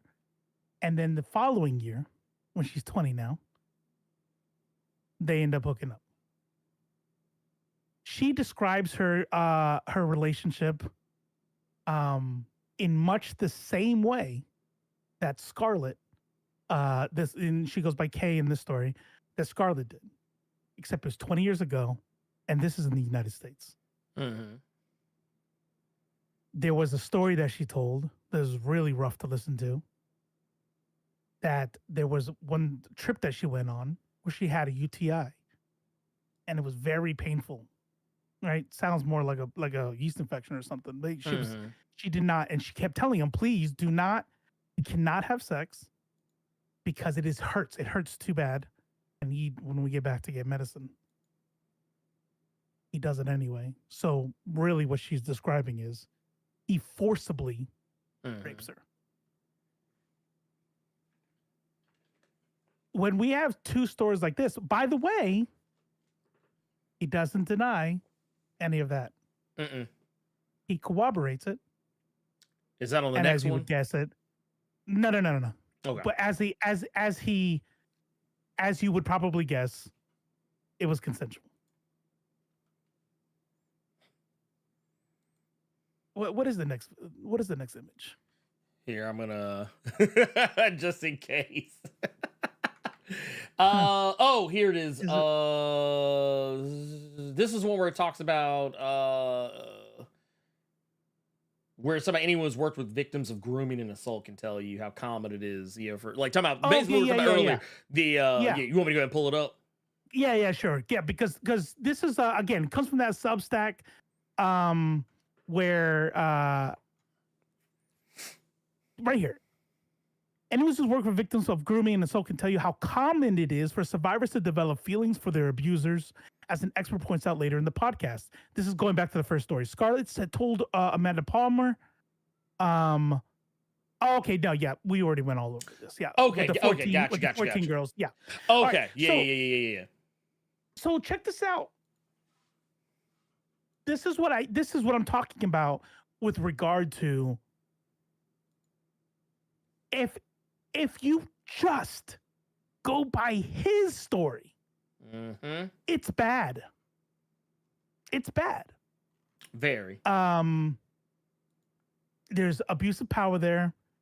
There's a pattern of going after very young girls. I wish we had more stories from the alleged 14 others, but I would probably wager that they are going to be much younger. Because this is how predators work. Oh. This is how predators work. I didn't see this before, but Chris put a little bit of context there. Says part of the reason the podcast had some trouble getting traction is because one of the journalists has defended J.K. Rowling and Ghislaine Maxwell recently. Correct. So unfortunately, people have been ignoring the story because of the messenger, and that's what I think is sad, because like it's one of those. I'll be honest. One of my least favorite phrases is right message, wrong messenger, but this is one of the few instances where I feel it's actually applicable. Like this is one of the few situations where I feel like, yes, this is actually 110% applicable because, well, yes, if these people defended those individuals, then honestly, they're on that bullshit too. So not the same bullshit, but I mean, they definitely in the same station. I tried to find out more about that. I couldn't find the exact podcast. The podcast from Tortoise Podcast has a lot. They went over the Depp Heard deal. They did. They do a lot of this stuff. I'm gonna be honest with you. The way I did it and the way I think everybody else should do it is, I don't fucking care. Because of something that we have said 11 times now. He has already corroborated everything that's here. The only difference is that he is saying that it was consensual. Right? So, okay, like if we want to say, you want to bootleg it? Okay, go bootleg it. I don't know, but it's irrelevant. I put the link to the Substack that kind of paraphrases the podcast. And if you don't have time to watch 4 50-minute episodes, that might be a good place to read. But even in that one there at the end, she talks about how some of the questions she asks, and I didn't even catch this, were verging on victim blaming. Asking her, so did you try to get out of the tub? It's like, bitch. Like what the fuck? Look, I hate when people do stuff like that because it's like it's almost as though like you're trying to provide some cover, in that particular regard. But it's like, because I mean, here's the thing. I like to, not to make little of it, but I like to liken a lot of these situations to, when we talk about stuff like horror movies, where, people always like, oh, it wouldn't be me. Man, if I'd have saw it, I'd have ran. It's like, shit, you don't know what you would do. Right. In a situation. That level of fear? Yeah.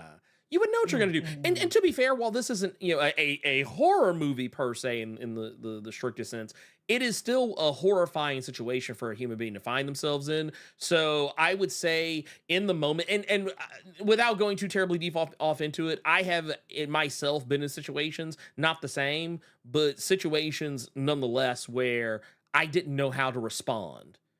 And because you're caught in the middle of something and you don't know what to do. Like, you don't know if I think a lot of the time too, your main thought process is this actually happening? Like, am I like, I don't know. It's a fight or flight response. Right. And you still get the fight or flight response. Yeah. Right. You don't know what to do. So you just, I would imagine, just say, I guess, let me just sit here until I can figure out what to do. And then rationalize it later, and then think about like, oh my God, Neil Gaiman, that's crazy. And it's like, but here's the deal: like, it doesn't really matter because every individual is going to be different. Is there a story out there where, fucking, you know, Genuine tried to was at a club and he put his hand on his skirt and I punched him in the mouth. You know, you saw that. You know, you saw that on the news. That was me. Like, okay, that's you. But that might not be the next girl, you know what I mean? Or whoever, you know? And so, I don't know why I used Genuine. That was messed up. Well, Genuine, I mean, I don't know if this guy... Look, somewhere Genuine's like, damn, why am I catching shrapnel out here? Why me? He's like, what I do? But no, it's... And everybody in the chat right now is kind of saying, you know, a lot of, you know, very profound things that, you know... all of this stuff, none of this is good. I love this chat, by the way. I wasn't sure how it was gonna go because it is Neil Gaiman, and you know, and I was like, man, we about to. Good. I should have had more faith. I apologize, chat. I mean, I'll be honest. Because you kind of pulled the covers back a little bit on this. Yeah, we talked about whether or not this was a good idea to talk about this topic, even like whether it was, and I wrestled with it myself just on an internal level because I was like, you know what? I want to wait. I want to see what more information comes out. I want to see what he says. I don't want to just. It's one of those. It's a tightrope that I try to walk. I try to walk a tightrope to where I can believe the victim, I can hear the victim out, listen to them, believe their story, but also at the same time be able to hear out the accused and give them a fair chance to explain themselves. And in this instance, I feel like we did our due diligence. We gave the victim their opportunity to explain themselves. We gave the accused an opportunity to explain themselves. And while I don't like where the message comes from overall, I may not agree with where the message comes from overall, it does not change the fact that the accuser's side of the story seems infinitely more plausible than, you know, the accused. They made it up or something. Yeah, it doesn't sound... I'm gonna tell you, they just, you know, I don't even like bringing up the fact that I heard it. I looked into it. I found it irrelevant. I'm going to tell you what. I'm going to tell you something. If your worst enemy, who has everything to gain from your downfall, tells me that you did XYZ, I can give zero fucks about that person hating you. Right. And I give all the fucks if it happened or not. You know what I mean? Well, it would be no different if, like, you know, hypothetical here, but it would be no different than like if a quartering or a Geeks and Gamers or a Young Ripper or somebody was like, oh, Blerd Without Fear did so and so, and it's like, well, okay, shitty people, but the onus at that point is on me to prove that it's not true.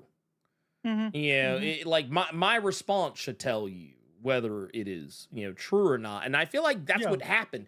Gaiman's response basically corroborated what his accusers have said. Yeah. Like nothing is, I mean, outside of it, you know, not being consensual, he's basically said that, yeah, no, this happened. Yeah, the bathtub thing.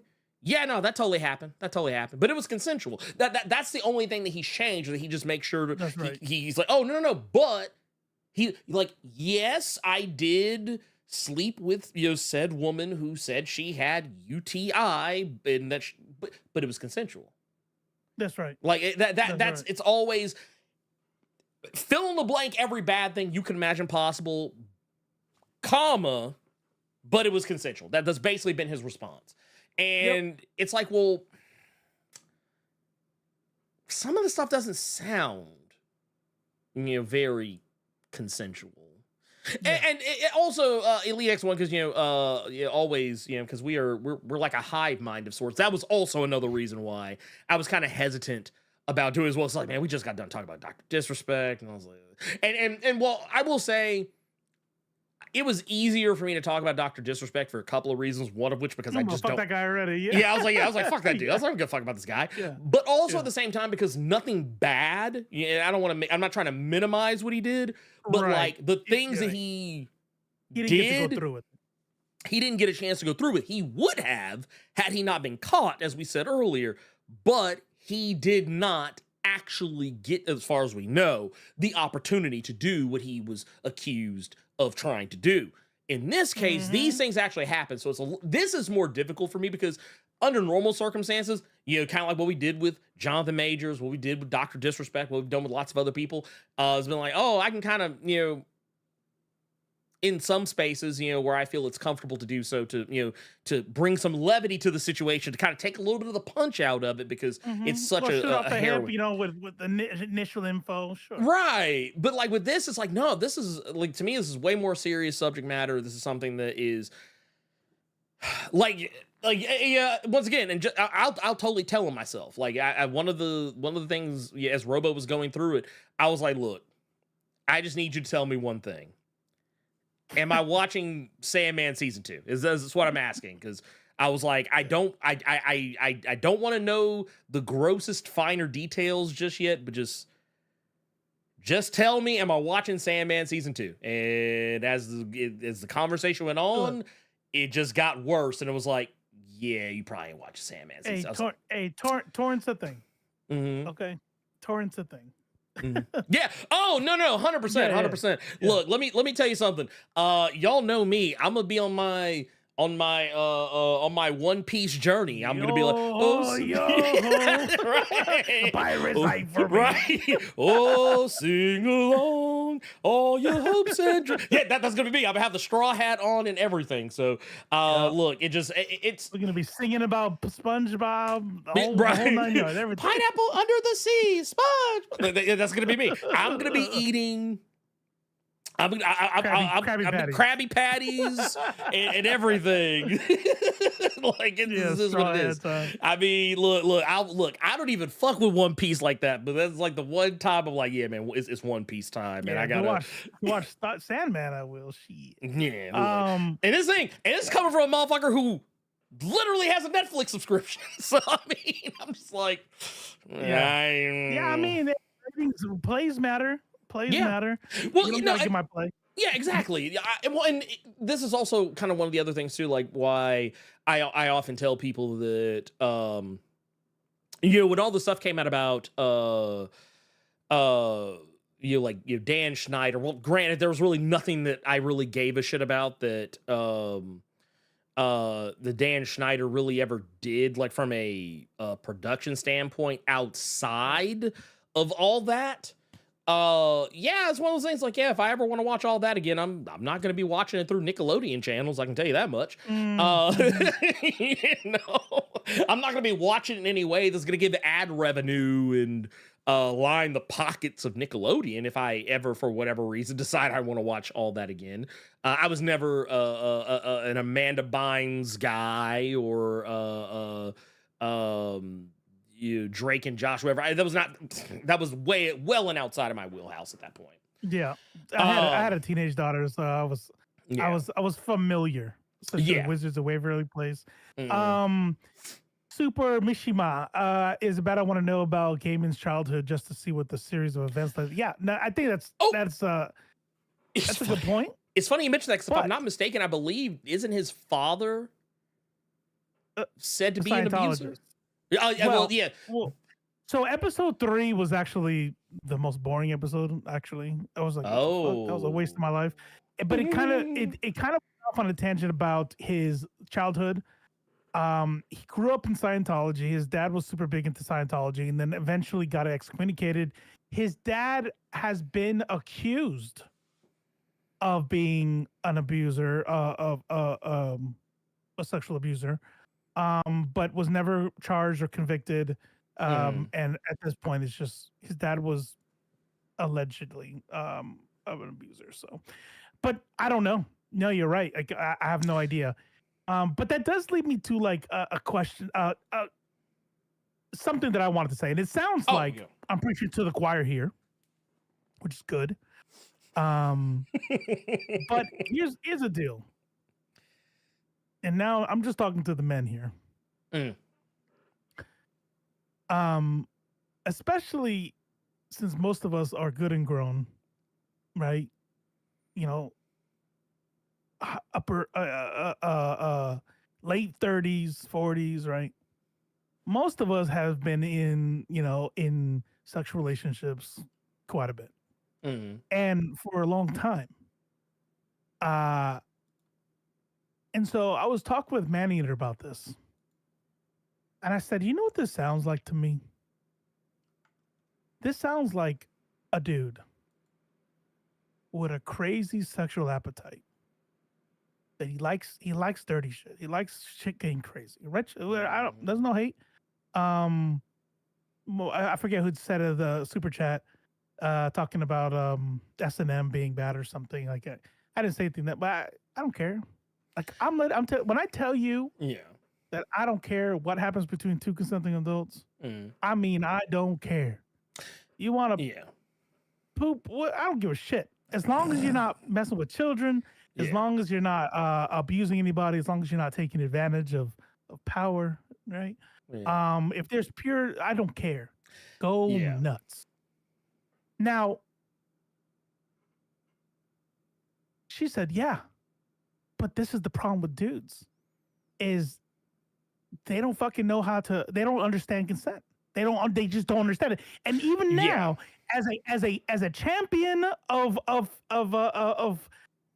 feminism, apparently, as somebody who's been out open, arguing with the chuds, this is why it hurts so much. Because it's like, you still don't get it. Because the problem is that people think that when you rape somebody, it's always like a stranger in an alleyway and the person screaming, no, don't. And it's not.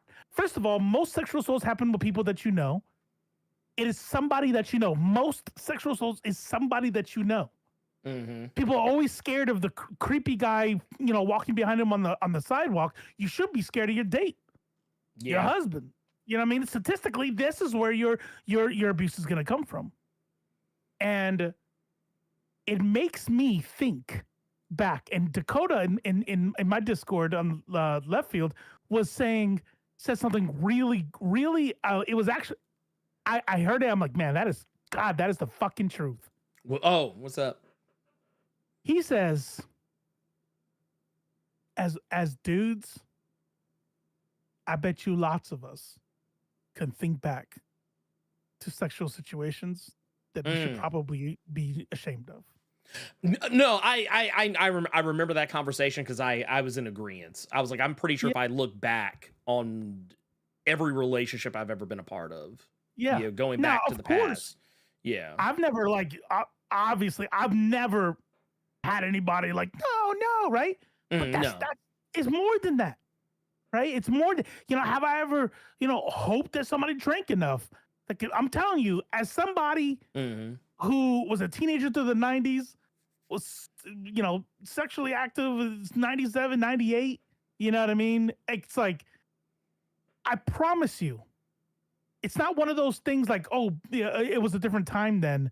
It was literally just normal that normal behavior. If it was like if you're gonna get drunk, that means she's gonna put out, and that was just normal. So it's like, nah, keep drinking, right? How many of the situations How many? How, do I know for 100% fact that I've gotten enthusiastic consent? Have I ever got weak consent? You know what I mean? That's yeah. Where it's like I don't want, and people are like, "Oh, she knew she wasn't going to get into." It's not just fear of violence, fear of violence, fear of ostracization, fear of shame. Like fuck, man. Like let me tell you right now, if you have somebody in your room, and you could read her mind, and she said, "Well, he's already all worked up." And he really just wants this, and he won't stop asking. And yeah, okay, let's do it. Did you break the law? No. No. If that whole thing was recorded, nope, you didn't break the law. That doesn't mean that there's not abuse happening right now. Right. You have to get enthusiastic consent. Which it feels weird to talk about because when you think about it, like, and I think that's kind of where one of the things Maneater was alluding to as well was just that. Because like I said, I can think back on situations that Is she here? No. Talking about like just earlier, okay, like what you're talking about earlier when you were talking to her about the situation. Every time I get off here, she goes, "Did you see me say hi?" I'm like, "Oh no, I missed it." God damn. But no, like I can think. I guarantee if I look back on older relationships that I had like back in like my late teens, early 20s, maybe even into my by the time I was in my 30s, I was pretty much married by that point. But like but pre my current marriage, if I look back on like relationships I had like back in my late teens, early to mid to late 20s, I'm not gonna lie, I can probably if I just really just stare at the situation, I can probably find situations where I probably took advantage of a situation that I didn't even realize or had been taken advantage of myself. So like I often tell people like you don't know sometimes like in the heat of the moment. And I think that's why sometimes people lose sight of what consent really and truly means. Because I can guarantee you just, because if you've been in a relationship long enough, I promise you, you have probably not gotten enthusiastic consent at some point. If you're in in a long-term relationship or anything even bordering on longer than like a fling, I promise you, you have probably gotten unenthusiastic consent at some point where someone just like, okay, fine, yeah, like that's it. I'm glad you said that because I was just about to bring up.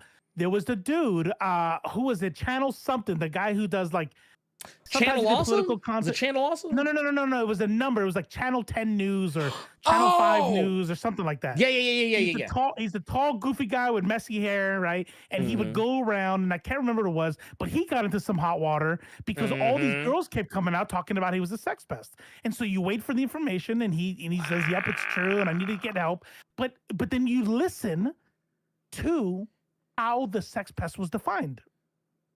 She says that every time he'd come over, he would tell me to come over, and he wouldn't want to leave, or he didn't let me leave, and he kept begging for sex, begging and begging and begging. And then I felt like I couldn't leave until I had sex with him, so I would have sex with him, right? And so then people in the comments are like, "Oh, so you agreed then? That's your fault." Okay, it's like it's not that simple. There is a thing that happens with me. Like, so I'm a big guy, I'm a dude, right? I'm in the military. So it's very easy for the Twitterverse or people on the internet to just assume that I'm about to say some boomer ass fucking chauvinist shit, right? I get it. And I own it. I get it. It makes sense. But that baby is cold outside shit.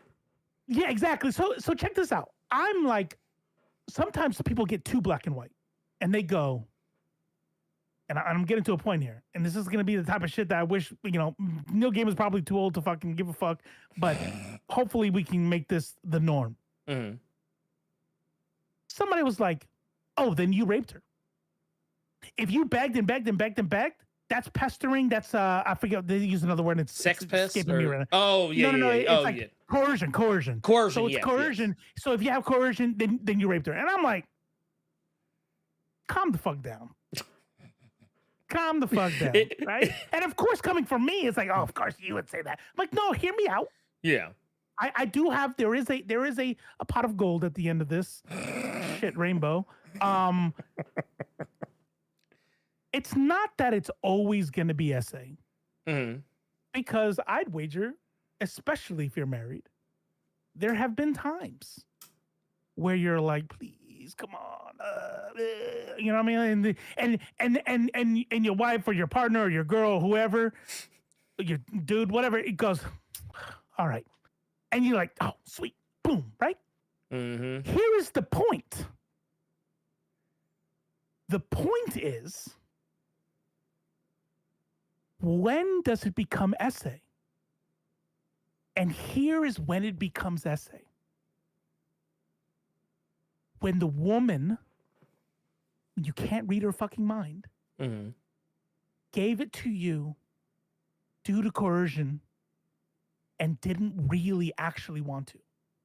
You can do that same thing over and over and over again, right? The please and come on and, oh man, you're gonna leave me like this? You're gonna leave me like this? Yeah. You could do that 9 times in a row and it not be rape, right? And why? Not because of anything you did or didn't do. Mm-hmm. You rolled a dice.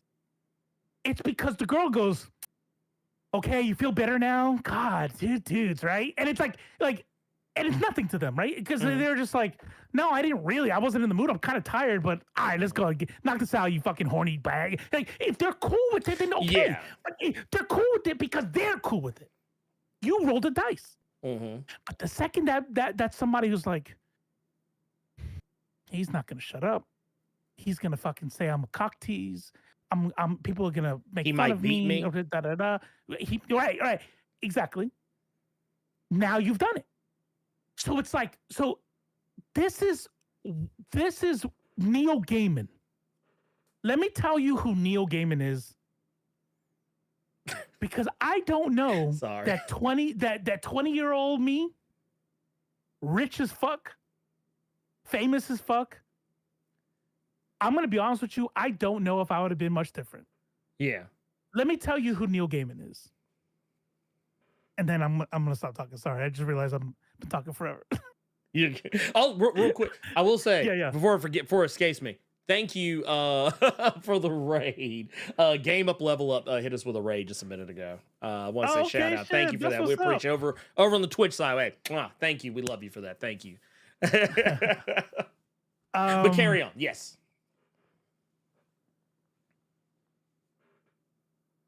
This dude is somebody who can do what he did, and 9 times in a row is not going to be SA. 9 times in a row, it is somebody who is giving enthusiastic consent. I think it's a little reductive to be able to say that you can never date somebody. Like, there's always going to be some power imbalance. So like, who, like, you know, I mean, not trying to go off on a tangent here, but like, are celebrities only ever allowed to date other celebrities? Like, they are never. What if you don't want to date another celebrity? What if you're like, it's too messy. I want to date somebody regular. Oh, now there's an apparent power imbalance because they're not a celebrity, right? So you definitely have a responsibility to be more careful because there's going to be that inherent power imbalance. But it's not just automatically SA, just because. You know what I mean? You just gotta, how did you proceed through this? Did you get enthusiastic consent? So I bet you fucking money that rich ass, famous ass Neil Gaiman, who likes butt stuff, who likes S&M, BDSM, who likes crazy shit, who likes face effing, who likes, like, I need something fucking crazy, right? And so 9 times in a row, he throws it out there, and somebody's like, fuck yeah, I'm down. Let's do it. 9 times in a row, just like what happened with that Channel 5 News dude. 9 times in a row, it's going to be, let's go, game on.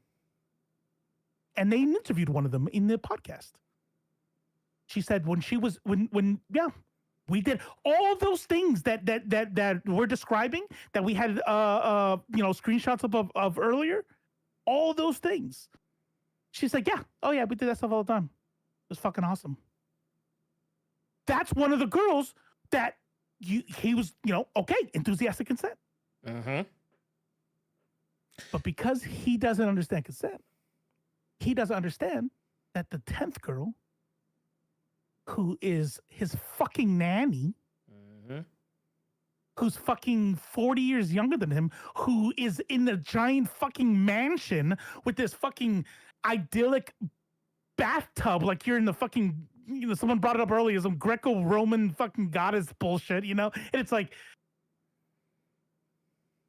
no, this was abuse. We need to be better, and we need to make sure that our sons are better, and we can't be when I was like this, and they, like I hear people talk about it sometimes, and it's like, look, back in my day, I didn't really have to worry about this shit, but you need to be careful now because these women will get you. Like, no, bitch, that's not the fucking framing. It's like we shouldn't have been that way either. Like period, like full stop. Well, I want to throw something out here too, just because I don't want anyone to get it twisted. I come from a very sex positive household, and I don't want anyone to get it twisted and think that because this was the way it was because that or only because BDSM S&M was involved. Because I don't want to spread too much of my own personal business, but I've talked about this kind of lightly before on the Blerd Cave, but I'll just say this much, and we'll leave it at that. My wife and I, we participate in enthusiastic consenting BDSM and S&M, like, and it's one, and I don't mean like, oh, I am the only one who thinks about it. Like, no, it's a two-way street. It's a two-way street. Y'all got a sex swing, don't you? No. It's not like, it's more like light. But no. In all seriousness, it's more like light BDSM because it doesn't really ever involve a lot of like equipment or anything like that. It's just like, but the thing is, we have conversations about this stuff. Like, we talk to each other and we understand what the other person wants, what is not okay to do between us as two consenting adults, the things that are okay, the things that are on the table, the things that are not on the table. And when they're not, they're not okay, you don't sit there and keep pressuring it. Come on, please, like, please, oh, come on, man, please. Yeah. Come on, just this once, No, we don't do that. And so that's why I want to make sure people understand that while, yes, these situations are amplified to be worse because of the BDSM component involved in this, and That's a stigma. It's not the reason. The sole reason why this is bad. It all comes down to, like, all of these situations, as we were kind of reading through them, none of these situations would be taboo to me. Like when I say taboo, more just in the sense that I wouldn't look at this and go, oh my God, what a fucking creep. I wouldn't say that if these situations were under enthusiastic consent circumstances. Right. It would be like, hey, sometimes people, like, I'll be honest with you, sometimes, man, people like some weird shit. And it's not, I don't even like really calling it weird, but I mean, just things that are outside of the norm. And my general rule of thumb is, as long as no one is actually being hurt in a way that they have not consented to be, to be done to them, I'm like, yeah, as long as all parties involved completely understand the situation and are perfectly okay with the situation, there's no power imbalance. And I will say, even in cases where maybe there is a slight power imbalance, but it's one where, like, if the person without the power is just like, yeah, I don't give a shit. Yeah, this is what I like. Like I said, there's a lot of factors that come into play with it. None of it is, perfect. There's but it's just, all of this to me would mean nothing if, at the end of the day, the accuser said, fucking nanny. Yeah, right. Like, if the accuser came out and said, yes, all these things happened, these are the things that happened to me while I was seeing Neil Gaiman. However, I was a 100% enthusiastic, consenting partner. If she would, if this was said at the end of all that, I would have been like, man, look. Time out. She does say something along those lines, just so you know. Oh, gotcha. If in the tub incident is the thing that wasn't, and the STI, I think the STI. Oh, the UTI, yeah. That was the other girl. That was the other. Yeah, those instances. But she does say that the 3 weeks after, she says in there that it was consenting. But here's the problem. That's why we have to focus on not so much her age, although that plays a part of it, but that's not the break. You know what I mean? Like if I saw somebody 80-year-old dude with a 25-year-old wife, I know what time it is. You know what I mean? Like, hey, do you? You know what I mean? As long as she's a willing participant, who gives a fuck, right? Do I think it's weird? Can I squint my eyes at it? Okay, sure, right? But we're not. It's like whatever.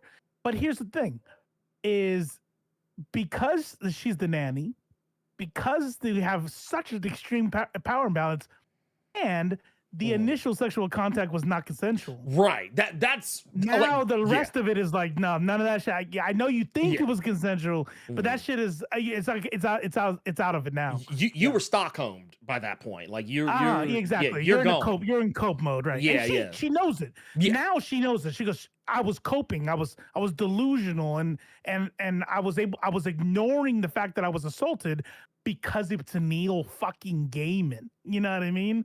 Right. So yeah. It's like, and that's why I say, like, yeah, if at the end of the day, if all of this started off where it was consensual from the word go, right. I'd be like, yeah, what? I'm like, man, look, I don't even see that. I was like, there's no story here. I was like, there's no story. I mean, yeah, is it weird? Okay, sure, maybe. But like, I was like, but yeah, I was like, that is two consenting adults. That's their business. I say, let them do what they do wherever they do. But the fact that there was a very strong kickoff of non-consent, it throws everything out the window for me at that point. And the tie-in to the event 20 years before, where you have the same MO. And really, you know what's kind of funny? I bring up the girl who was like, nah, I was fully consenting. It was an awesome relationship, and I still have, love and respect for him. Really, that doesn't even help him, because it says, oh, and that's where I got to my conclusion before about how many times he just does this because he can. And it's like, do I think he's out there being like,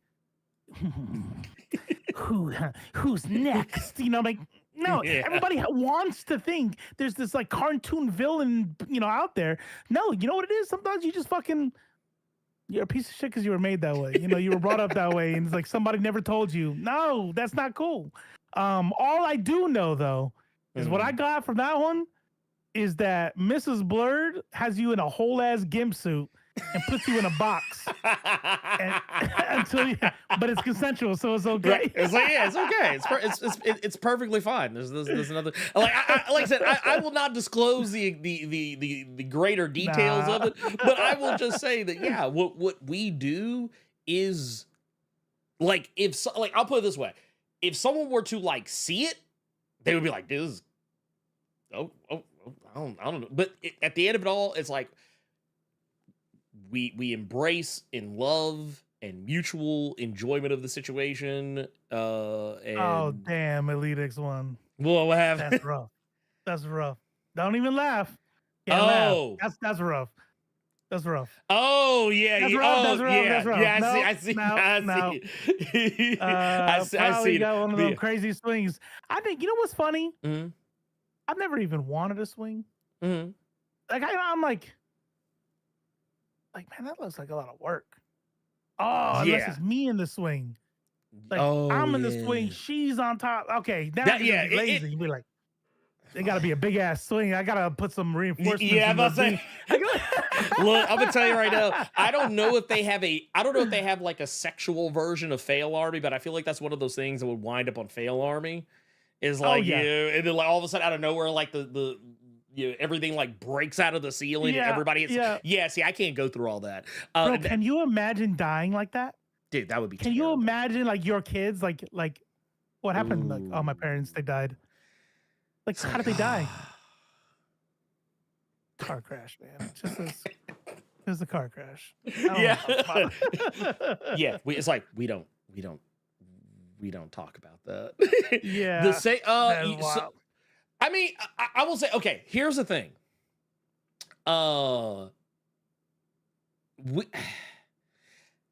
We don't really have a safe word, which is kind of weird, but it's largely because we just generally know what not to do.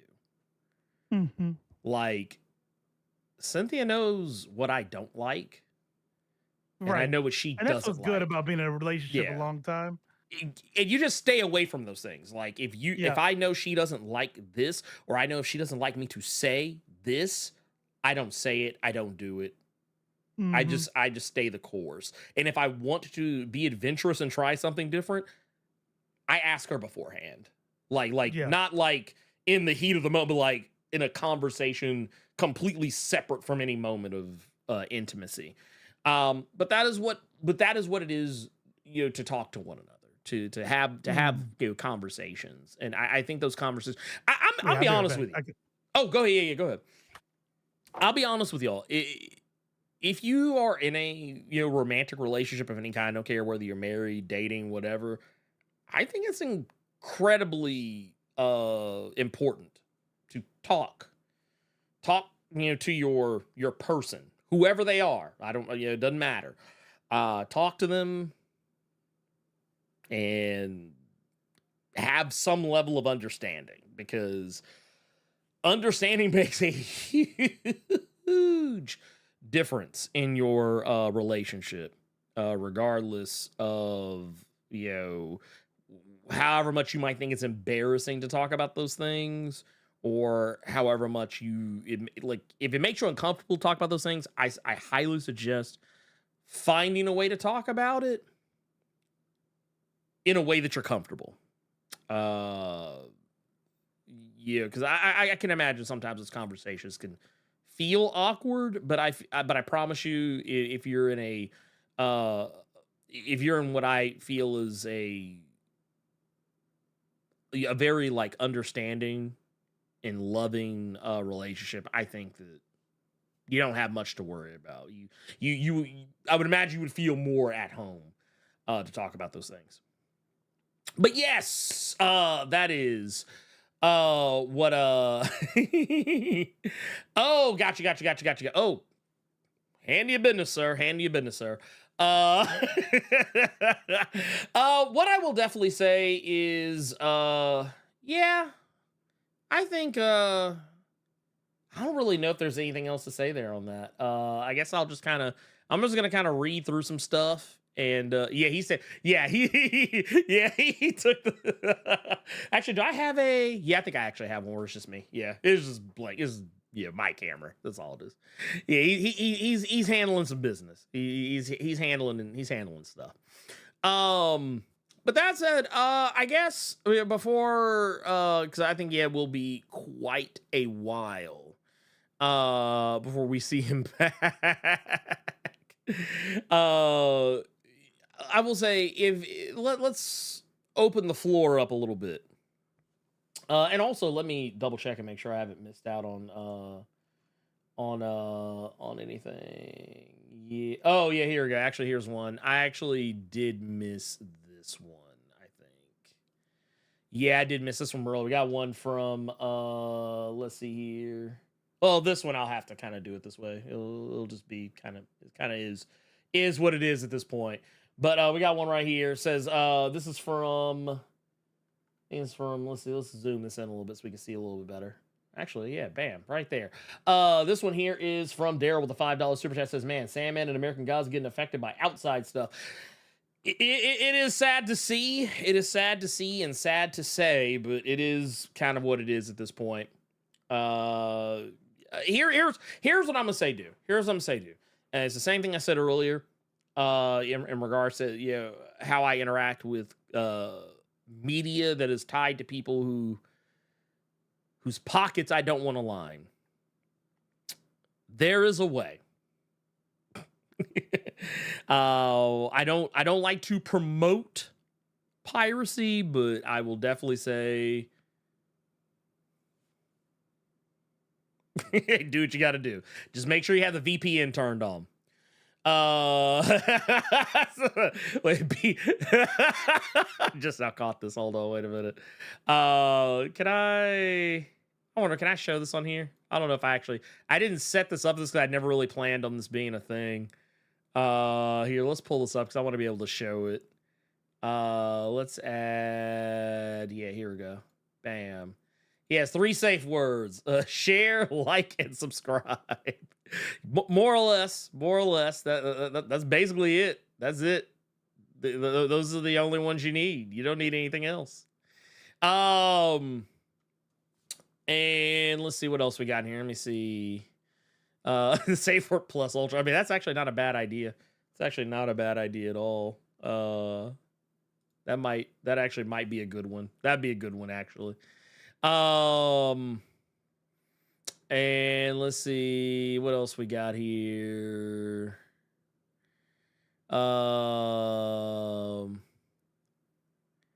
Let's see. You think the morality clause will come into play for Neil Gaiman? Probably. I'm going like this. You know what I think Netflix is going to do? Netflix is just going to be like, hey, Neil, don't show up to anything. Don't show up to anything.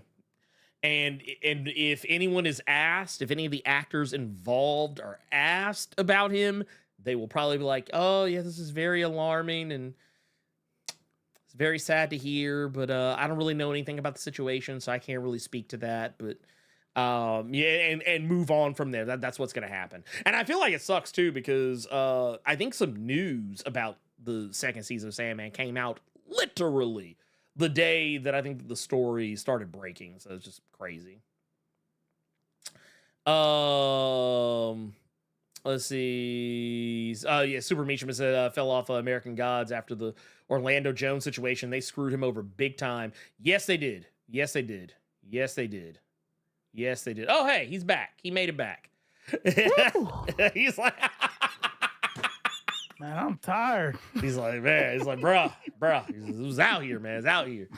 Hey.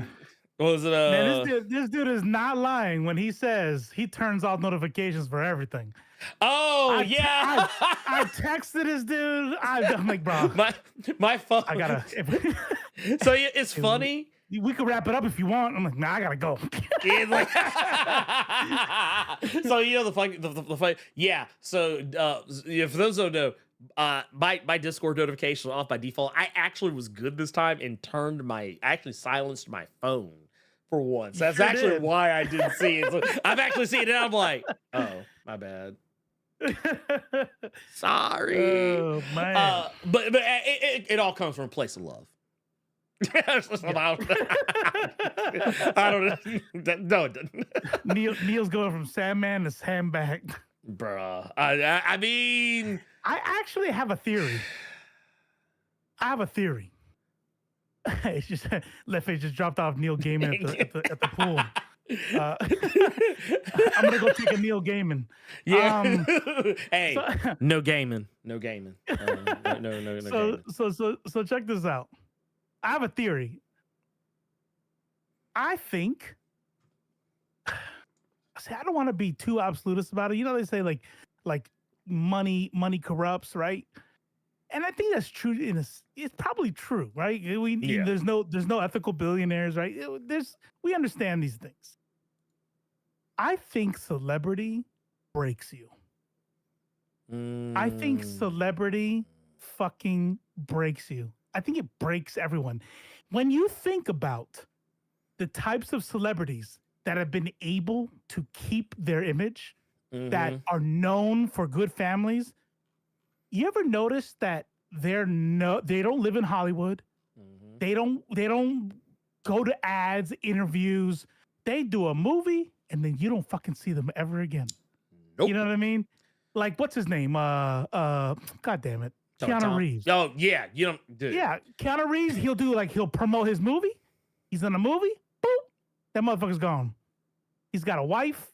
You know what I mean? Like this dude, I think that when you live like that, there is something that happens to your brain that what can Hey, watch the VOD. Watch the I was VOD. about to We say, need a view.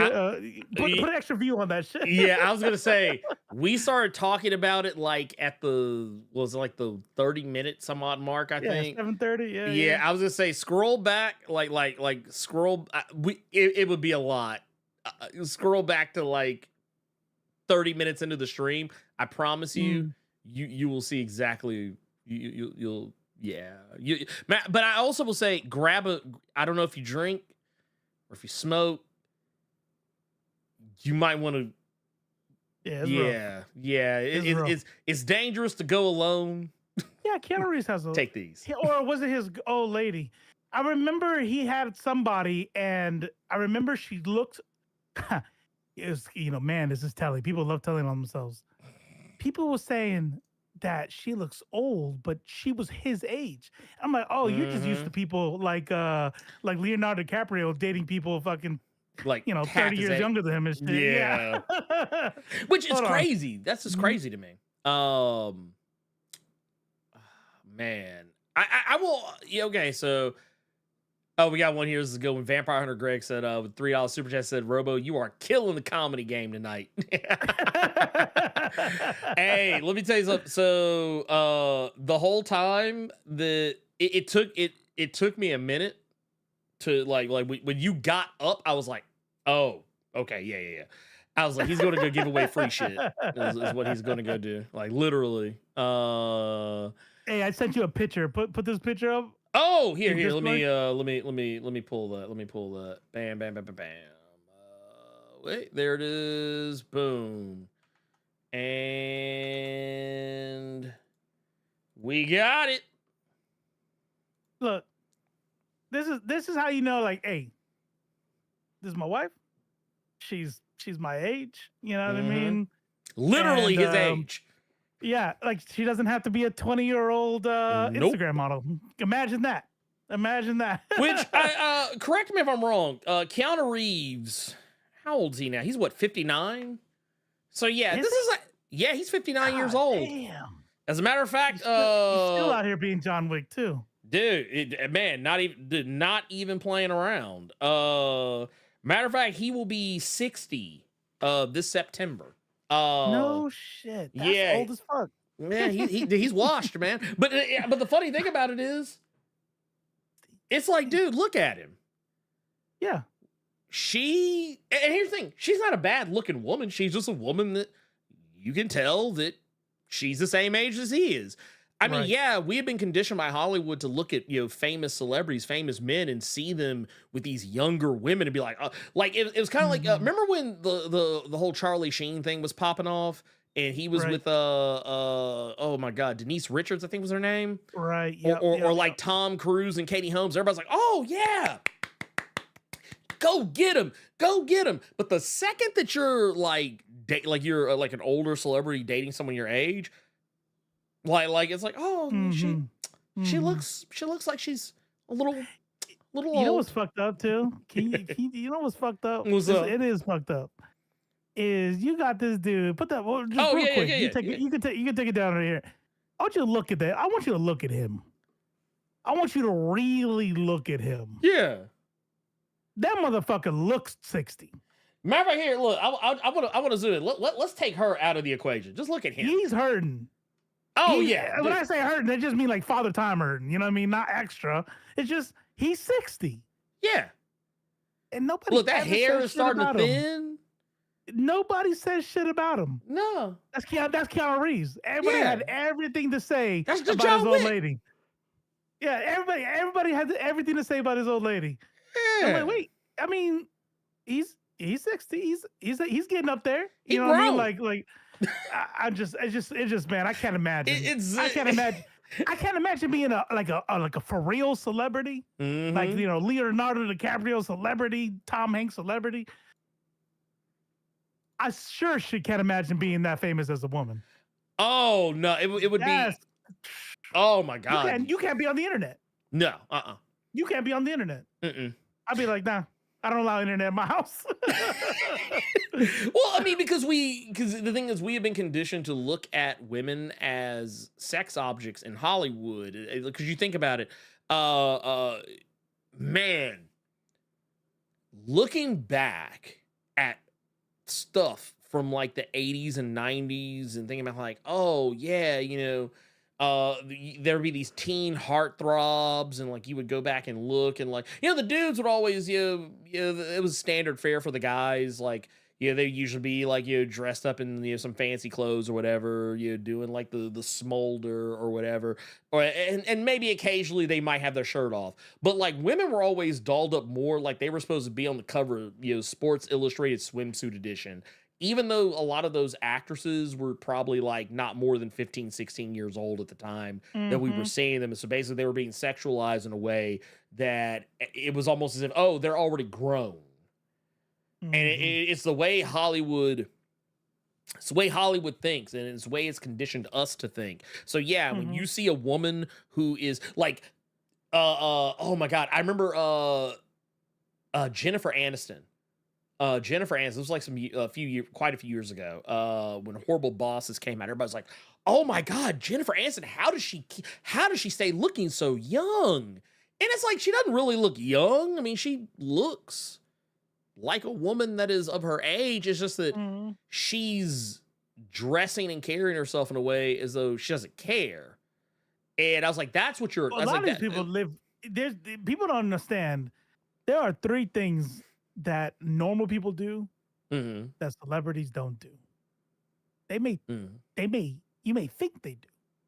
You know what it reminds me of? It reminds me of like some of the biggest rappers. Like, if you're like Jay-Z big, you don't get $1 billion by fucking partying and smoking weed all day. You know what I mean? You don't get there. You do work. Now, the image is that they party and, they get women and da, right? But when you look at like these socialites, they don't smoke.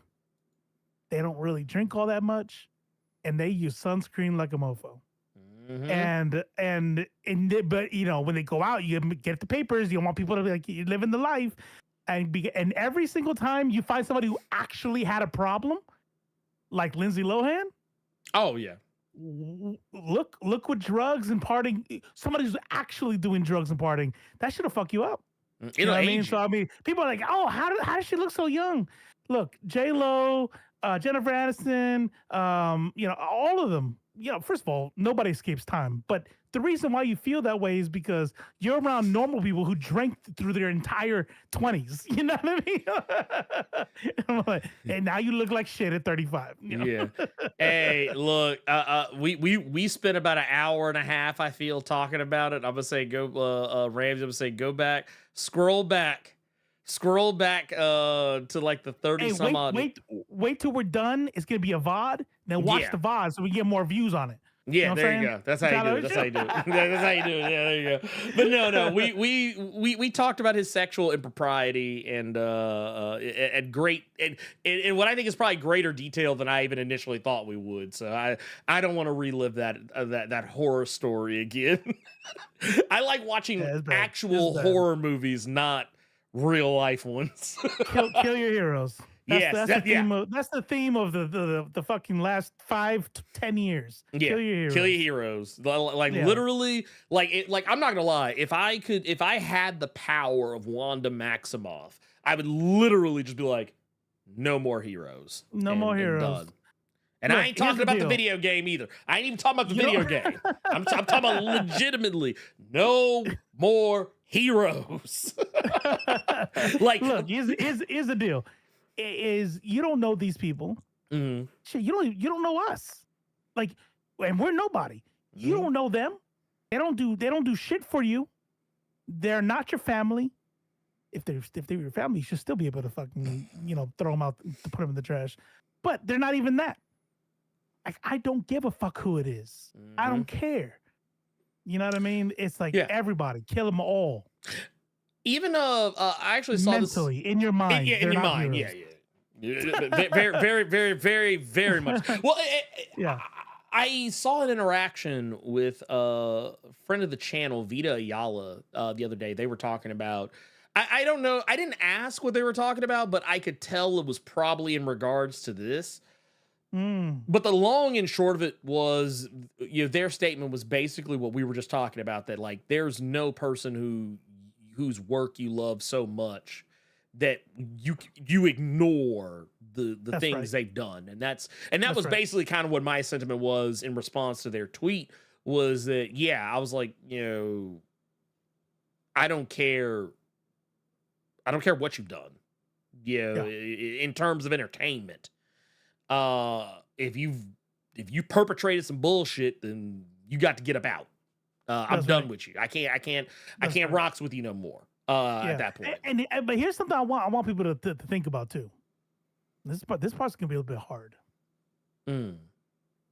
For anybody who might still be struggling, be like, yeah, but still, whatever. You know what I mean?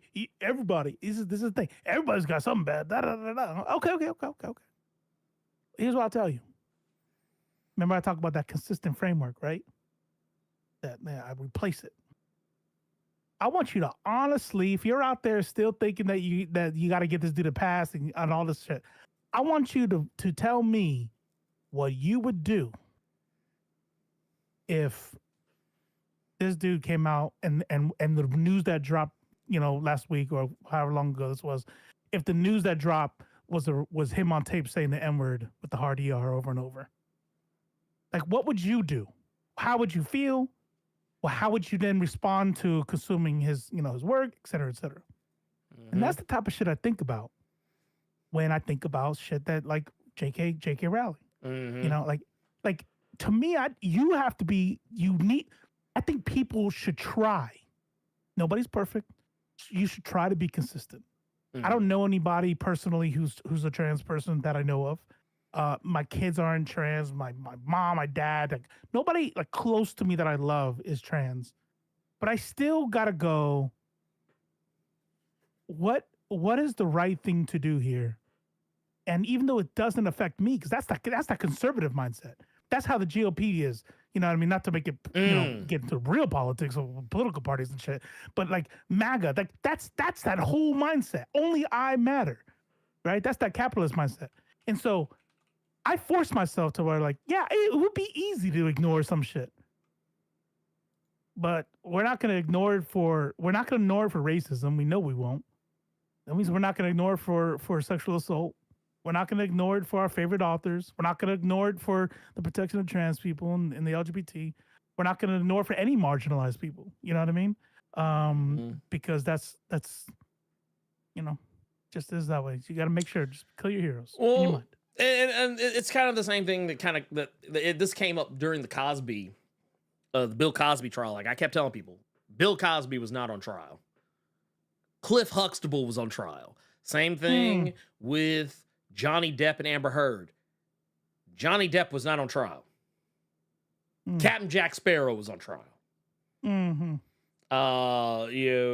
Amber Heard at that point did not really have any credible characters for anyone to associate her with. Well, I take that back. Other than that one movie she was in where she ended up being the killer at the end. But yeah, I think that's the only thing people took away from it. Just made it easier for people to dislike her. But like, yeah, whenever a celebrity's on trial, it's never the actual celebrity. It's the person they play. I guarantee you, if The Rock ever did something or Stone Cold Steve Austin ever did something and they had to go get put on trial, it would not be the men who portray those characters. It would be the entities that they portray that would be on trial. But I will also say, this is regard to, because I think Jasmine put this in here, says, she says, yeah, I'm kind of going on the disappointed but not surprised track with most celebs nowadays. And yeah, man, when I tell you, I have difficulty sometimes. And I know, we always, people say, oh, separate the art from the artist. That's not always easy. Mm-hmm. It's not always easy because sometimes the art is a part of the artist. And that's not an obligation either. No, not at all. Not at all. Mm-hmm. Like, man, okay, I tell you what. So the other day I was watching Seven, one of my favorite movies of all time. Kevin Spacey shows up and I had a knee-jerk reaction. I was like, ooh, I forgot about Kevin Spacey in this. Yeah, well. But I was like, I'm already here, so I'm just going to go ahead and finish this. I mean, I'm not gonna throw out my 7 DVD or whatever. I'm not gonna do that. Exactly. I've already paid the money. I mean, like I'm not That's gonna how pull. it was with what's the one that's a cult classic horror movie? The first one has the kids on a bus, I think it is, or he's like a bat demon. Oh, Jeepers guy. Creepers, yeah, Jeepers Creepers. Jeepers Creepers. Yeah. You know about that? Oh yes. The first director. Yeah. I was like, I'd never seen Jeepers Creepers before. Let's do a marathon. Let's watch all of them. And and Maneater was like, yeah, let's do it. So we're watching it. And then I think what I did is I put it in Discord. And somebody was like, you know about so-and-so, right? Like, what? Oh, no, there was no gray area. If y'all didn't know, there's no gray area. There's no like, this motherfucker grape all the way a child. Yeah. And did prison time for it. Didn't he come back out and still to get work? Yeah. Well, no, I was going to say, wasn't there like CP allegations as well? Wasn't there like some? Yeah.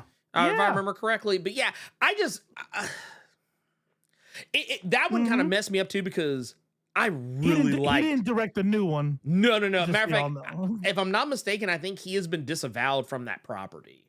Like he does like they've made newer. I think they made 2 newer Jeepers Creepers movies. He doesn't get a dime from any of it, to my understanding, because those rights have been. He's no longer connected to the rights to it. But my whole thing was that like I love the first 2 Jeepers Creepers movies. I mean, they're not perfect, but I mean, sometimes I have a soft spot in my heart for silly schlocky horror, right? And that's what it is to me. Yeah. So yeah, the first 2 movies, I still like them, but they are difficult to, because of the subject matter of, at the very least, one of those movies, it's difficult to watch. Because it's like, because now you knowing know, like, oh, that's why you put that shit in there. It's like, it's kind of like when you listen to an R. Kelly song after like you without, now that you have knowledge. Or a Drake song. Or a Drake song, right? Oh my God. Like you're just like, I've learned so much about Drake in the past couple months. Bruh. Okay, dude, you know what? So check this out. I don't like Drake by and large. I mean legitimately, like not just like as a person, but just like his music in general. I've never really found many of his songs very entertaining. I will say there was a moment in time where like I actually did like the song Hotline Bling until I really sat down and analyzed the words of the song. And I was like, oh. And then with the benefit of hindsight, with everything that's come out now and all this other stuff. Wait, what was? No, I mean, it's nothing really like terribly problematic, but like the song does give like Sex Pest vibes. Oh, okay. Like just the, not so much like directly, but just in terms of like, a lot of the song is literally just about him thirsting after a girl that he ain't with no more. Yeah, and yeah, it just if you kind of dig into the lyrics, you kind of be like, it's one of those things. Like that's why I always tell people sometimes it's a good thing not to know the lyrics of a song. Man, just don't look up lyrics for songs written in the 80s. That's for sure. No, well, because people say that songs today just lay it all out there. No, they lay it all out in those older songs too. It's just that we didn't think about it because we just assumed these people weren't talking about the thing they were talking about. Bro, there's a song, and I hate that I always forget, or it's already gone. Right now, I was trying to think of it. If I played it, everybody would know what it is. It's one of those, I think it might be a one-hit wonder, but there's a song from the 80s where he is talking about, and they show it in the music video, that he is in love with a high school girl. And this motherfucker looks my age. Like, he's in love with like a high school girl. He goes to her house. And he got to her window and he's telling her how much he wants to take her away and shit. She climbs out and they like blurred lines. Is that it? Yeah. There it goes. Yep. Yeah. I was like, bro, I remember hearing that song. You know how many times I fucking sang that? It's like a karaoke song. It's like, yeah. And I'm like, I never really listened to the words. I'm like, this is a grown ass dude. Oh yeah, he's super grown. And I want to say, hold on, Blerd Lines lyrics. I want to say he even says her age in the song.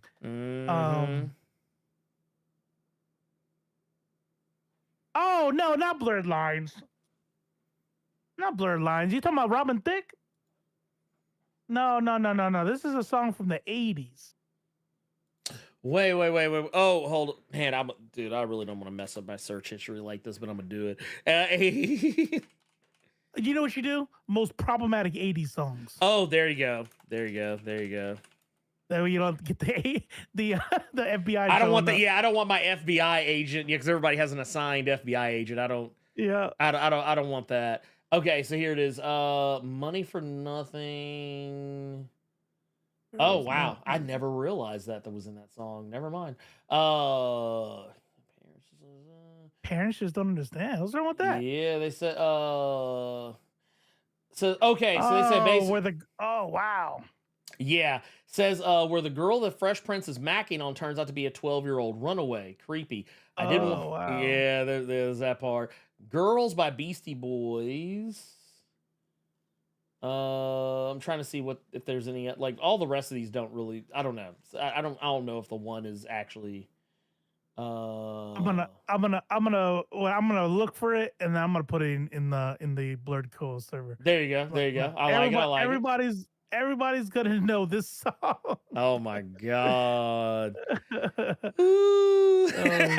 Wait, hide your agent, gang. But it's true. I always tell people, like, man, I'm not trying to make my FBI agent work any harder than they got to, man. Look, just, you know what I'm saying? Yeah, I mean, yeah, they're working for the man. Dude, but no, there's a. Oh, wait a minute. Was it Winger? She's only 17. Yeah. Is that what it is? Hold on. She's only 17, or something like the. Yeah. That might be it. Does it a music video where he goes to her window and shit? I think so. I don't remember exactly the name of the song. Oh no! Oh, okay. I see what you're saying. 17. It says it's called 17. Yeah, the song's called. But the lyrics of the song's like she's only 17, or something like that. I don't know if that's. Oh no! That's not it. no. It's a different song where they're talking about a teenager. Oh, well, no. It's funny because, like, part of the song's like she said, "I'm Into the only Night." 17. Oh, is that it? Oh, wait. Into the Night. Daddy says she's too young, but she's old enough for me. Wow, that is. No wonder Winger took off. Leave her alone, they said. This is it. She's just 16 years old. Leave her alone, they said. Separated by fools who don't know what love is yet. If I could fly, I'd pick you up. This is fucking it. Oh my god, Benny Mardones? Wow. Yes, dude, these lyrics are rough. These lyrics are rough. Good job, Vampire Hunter Greg. Dude, Vampire Hunter. See, this is why I keep telling y'all, stop fucking with Vampire Hunter Greg, because y'all gonna fuck around. He gonna catch you with that long ass sword. He might be the cousin of Vampire Hunter D, but that motherfucker dangerous. Let's see here. The perks you could take. Oh. You good. Let's see here. Yeah. Oh my god. This is terrible.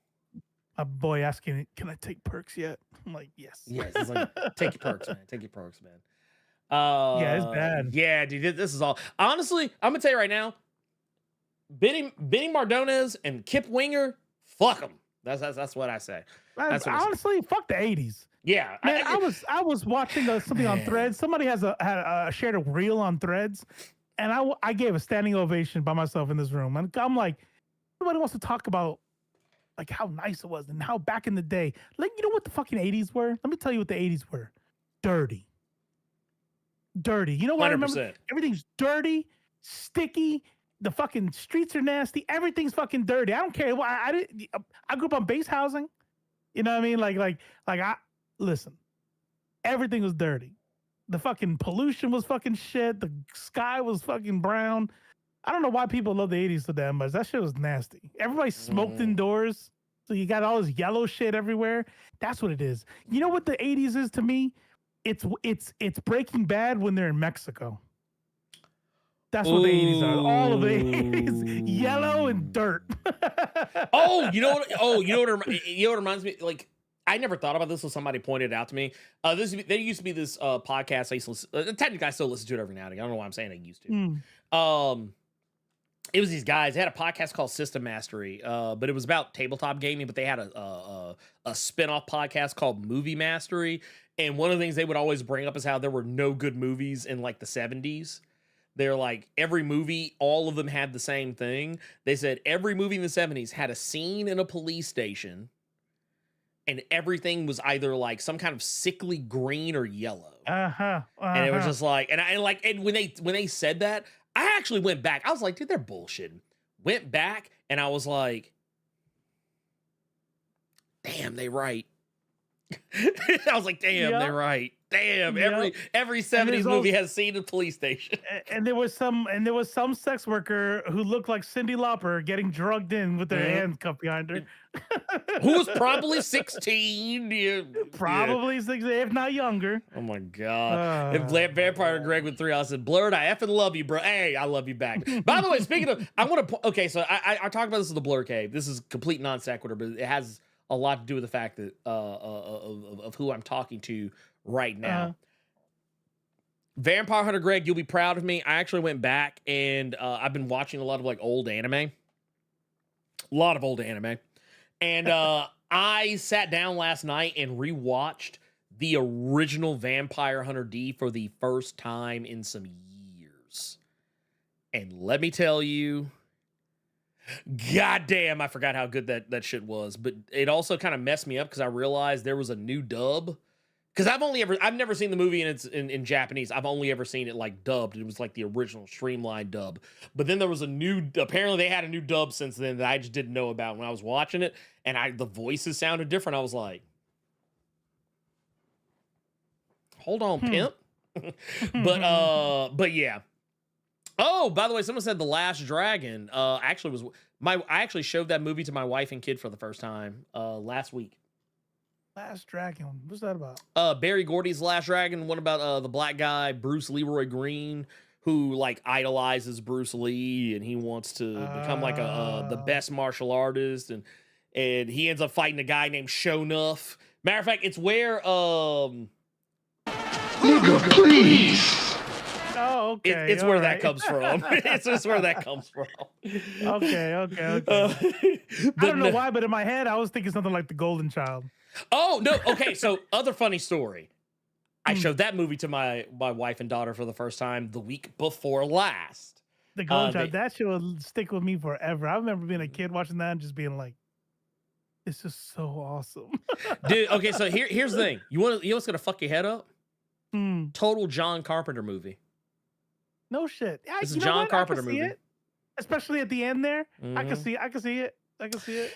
Also, I'm gonna tell you, the low key turned into a horror movie. That's why it gotta freak me out. Right? No, it really did. Well, here I'm gonna tell you some shit that kind of fucked my head up too. Was you know how we always used to talk about when DVDs came out and HD television, like, oh man, these HD movies are hoeing these old movies, man. They made it where you can see shit you ain't supposed to see. You can see blemishes on people you ain't supposed to see because of the makeup department. But no. I'm watching this movie. Two things I noticed. There's a part of the movie, where there's like the oracle that is behind the curtain that you're not supposed to be able to see until later in the movie. Because of 4K, do you know that if you watch those scenes, you can totally see her through the little curtain thing? There's multiple scenes where you can see her clearly through the curtain. Like you can see the woman on the other side of that curtain, you know exactly what she looks. I mean, minus the snake part, but like you can see clearly her face and her chest through the curtain. Multiple shots in that movie. Also, the scene, probably the most famous scene in the whole movie, where it's like where Eddie Murphy's trying to get the knife. When the Ayanti dagger is floating over the fire. You need to get tested with that memory of yours. That's crazy ass memory. So it's funny because Charles Dance is one of my favorite actors, and The Golden Child is how I first discovered him. So he is always Sodom Noomsy to me in everything I see him in. Doesn't matter if it's Game of Thrones. That ain't Tywin Lannister. That is Sodom Noomsy. That is who he is to me. All right. I don't care. Alien 3, Sodom Noomsy. I don't care. But like the part where the knife is hovering over the fire, you can clearly see the two strings holding it up. No shit. Like and I don't mean like That makes sense. faintly. Oh, that makes sense. It's like no, you can because literally you would factor that in. Yeah, you would factor it in and be like so the resolution they're not gonna be able to see this because correct. Yeah, wow. It's like I said, the 80s movies, dude. There are so many 80s movies I've watched recently. I've gone back and watched recently. They have been absolutely positively hoed by 4K. 4K is hoeing the shit out of these older movies, and I'm here for it. You know what though? I can't watch it any other way though. Why? Because I feel like I'm like squinting like this when I watch old movies in their original format. Oh it's like, yeah. Oh, what's going on here? It's like Nah. it's like when you tried to Let's play get Fallout AI in 1. here. Let's get yeah. Hey, exactly. okay, so I'm gonna tell myself just a little bit. I'm not a whole lot, but you know what I've discovered is an amazing trend that I've seen on the 7 Seas. What's that?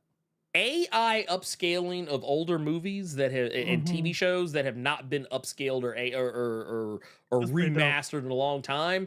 I was like, this is actually pretty cool. It is dope. Except for when I like when they do that in colorizing too. Yes.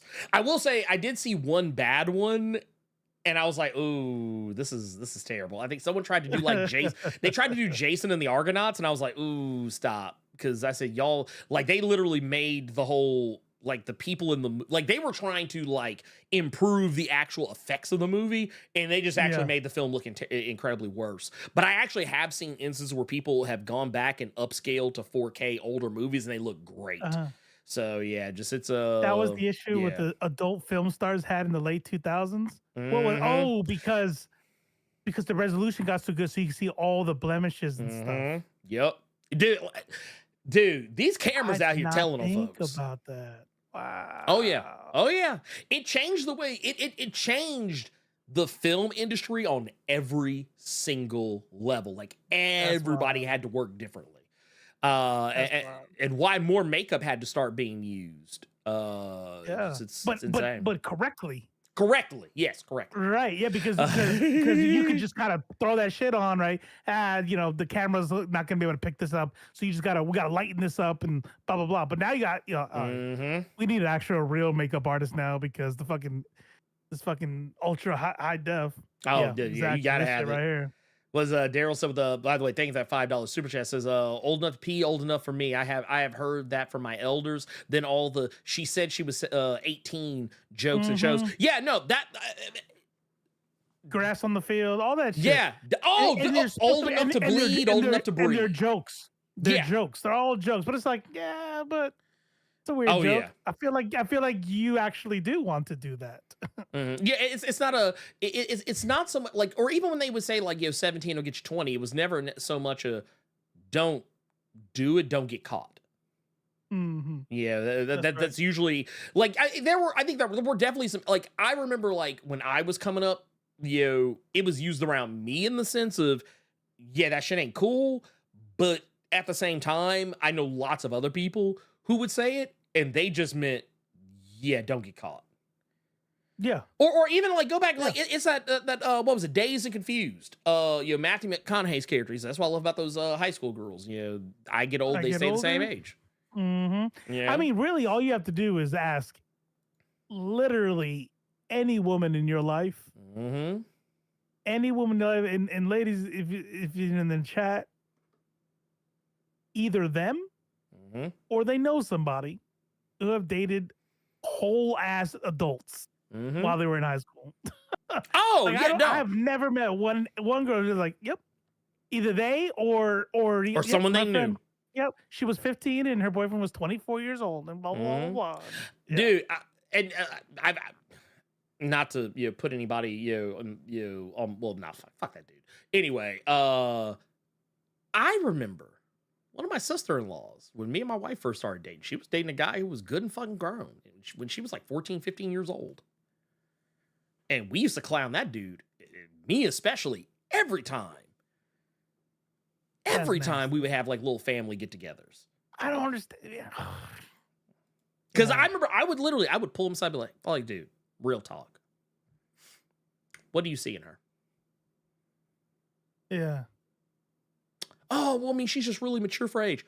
No, I mean, I'm talking about like physical attraction. I was like, what is it about her that makes you physically attracted to her? Well, I mean, I'll tell you what he sees in her. He sees somebody too naive and thinks that he is a fucking god.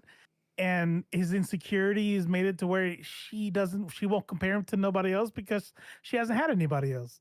That's what he wants. Somebody pliable. And you know what's funny is that I've talked about this before, is that you listen to the Fresh and Fit podcast. Oh, and yeah. Those motherfuckers will say that word for word, bar for bar.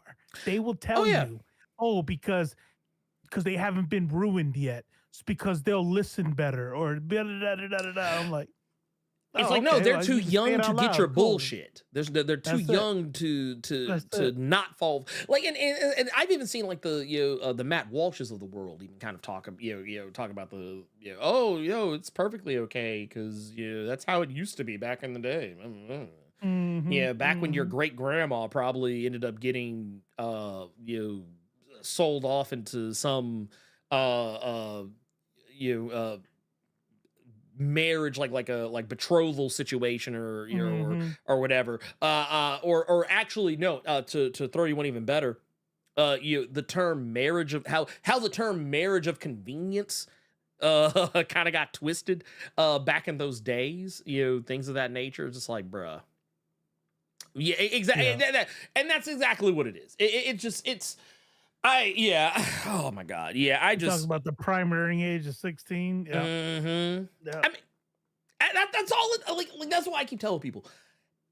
If you see me standing next to a 17-year-old girl who is not my child, please believe there's nothing going on there. Like it is like I'm not even talking to her.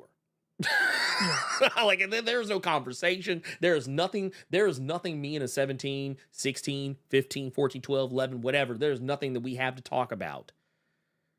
There's nothing. There's no reason for us to be having any kind of interactivity with one another. Like there's no reason for it. There's no. When we were kids, my old landlord used to creep on my 13-year-old sister. See, I would. Dude, that's that shit I'm talking about right there, though. And I guarantee, dude, oh my God, what movie was it? Oh my God. Oh my God. There was a movie that came on, or the Cynthia was watching last night. It was a movie that we hadn't seen in like 5 ever. Oh my God, what the fuck? It was oh my God, what was the actress name? Natasha Lyonne, I think so. No. I'm trying to see if I can remember. Yeah, Natasha Lyonne.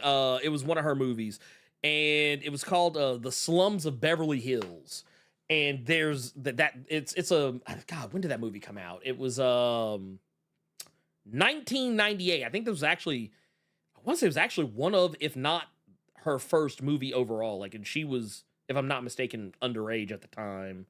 Wow. But like one of the aspects of the movie is an older man trying to get with there's an aspect of that in there. Like she's supposed to be like a 15, 16-year-old girl or whatever. And to be fair,